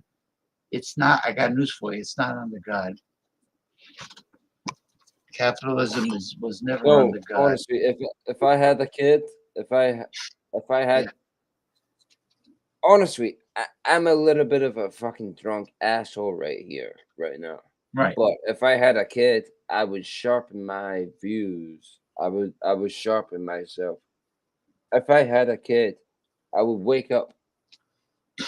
You know what? You know what the problem is? Being a kid today is the worst that it's ever been. Because I want a little Geordie to grow up. The kids have too many bad influences around them. Oh, terrible influences around today's kids. You know, in Yeah. school, they got a bunch of hoodlums now in school. They're walking around, yo, yo, yo, yo, yo, yo, yo, yo, yo, yo, with the underwear sticking out, and baggy pants, and the baseball, Yo. you know, the Yeah, I know what you baseball mean. cap is backwards, and you know, and they try to act like people that are not part of their race, you know. Yeah, You know, bullshit. and you know, and Mm-hmm. it's just too many bad Oh, influences. And girls, what? they become sluts. They become sluts in probably seventh and eighth grade, for God's sakes, or high school. What do They you mean? become sluts, man. What do you mean? Hello, Jordy, JPM. Terrence Howard, a black anchor, refuses to play over you mean refuses to pay over $1 million in back taxes if that African American have already paid with their Okay. labor? Oh, he wants restitution for the James, past. James, this is for you. It's in the past, Tommy. It's slavery is in the How much? past. The How much? past has nothing to do with the people in the present. Shut up. All those people involved in the slave trade are dead. They're all they got old and shriveled up and died. That Yo, is give me part. a fucking lighter. That's A good lighter. that's part of American history. It's in the past. He Give me makes a good lighter. he makes money today. No free ride. He's got to pay his taxes. That's it. That's how I feel. That's my take on the subject. That's it. I don't believe in special treatment for any lobbying group. Nobody is entitled to special treatment. Now, no nationality, no race, no gender. You know, like women that want their cake and eat it. When it comes to making money, they want equality. But when it comes to everything else, they want special treatment. Now, equality is supposed to be just like the word says, equality across the board. Yeah. Don't let anybody cut ahead in line ahead of you. Oh, sorry, James. I took a long hit there. I am stunned. I'm sorry. I was just talking to Tommy Carroll and answering his question. Oh, he was asking you too. I guess you might as well say, Tommy Carroll. Hello, Jordy and James P. Madonna. Howard. Terrence Howard. A black and refused. Back there. Over $1 million is back soon. Refuses to pay over $1 million in back taxes. If that because African Americans have already paid with their labor. So what he's doing, he's throwing up the excuse. So what you're saying is like that his people were slaves in the past, and therefore he shouldn't have to pay. Oh shit! He shouldn't have to pay income taxes to the United States government. That's what he's saying. Oh, dude, fucking hell! I'm sorry to hear that. Well, you know what? Fucking kick their asses. They deserve it. Fucking fight your way back, man. My apologies. I had no idea. They should. You know what? He should go to federal prison for income. No, he doesn't need to go to prison. No, for income tax evasion. Income tax evasion. They threw Martha Stewart. They threw Martha Stewart in federal prison for a lousy $40,000 that she owed the government. That's all tax shit, though. 30 or 40. This guy owes $1 million.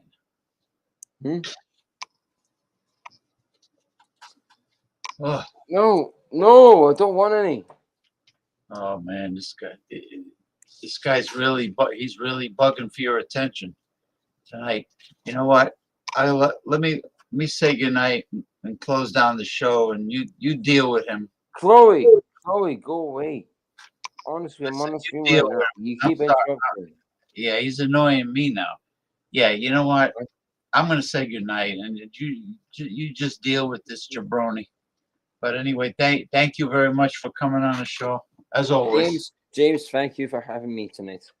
I really appreciate it. I'm gonna go too. I'm sorry if I was annoying. I'm sorry. No, not you. You're not annoying.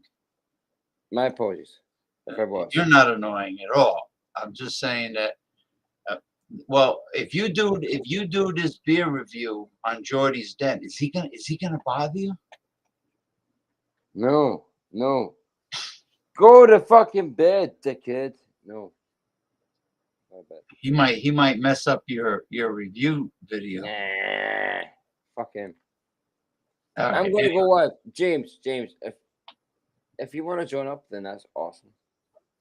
Yeah, I want to. James, I want you to join my wife. What you've never met Steve before. I want you to meet Steve. Well, when are you going live? Because it's late. In a minute. Yeah, I'll see. Let me see how I feel. Let me see how I feel. Oh, look who's here! The good Daryl Messias of Northern California. Daryl Messias. Cheers. Okay, I'm gonna go. Okay, I'll see you. James, thank you for having me. Stay awesome. I always appreciate it. Thank you for coming. Tommy Carroll, have a good St. Patrick's Day.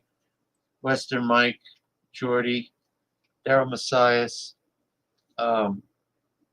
Masumi from Japan, thank you. Mick Von Raven, Ronnie S. from Clearwater, Florida. Yeah, Mick Von Raven from Chicago, thank you. And I didn't see Bart Robinson tonight. Yeah. Anyway, tomorrow, St. Patrick's Day, I will be doing the Sunday afternoon show at 4 p.m. Eastern Time with the Commodore Jeff Zambello. And often, well, usually Ronnie S. comes on the show. It's a good show with those guys. Open topic talk, health, fitness, sports talk.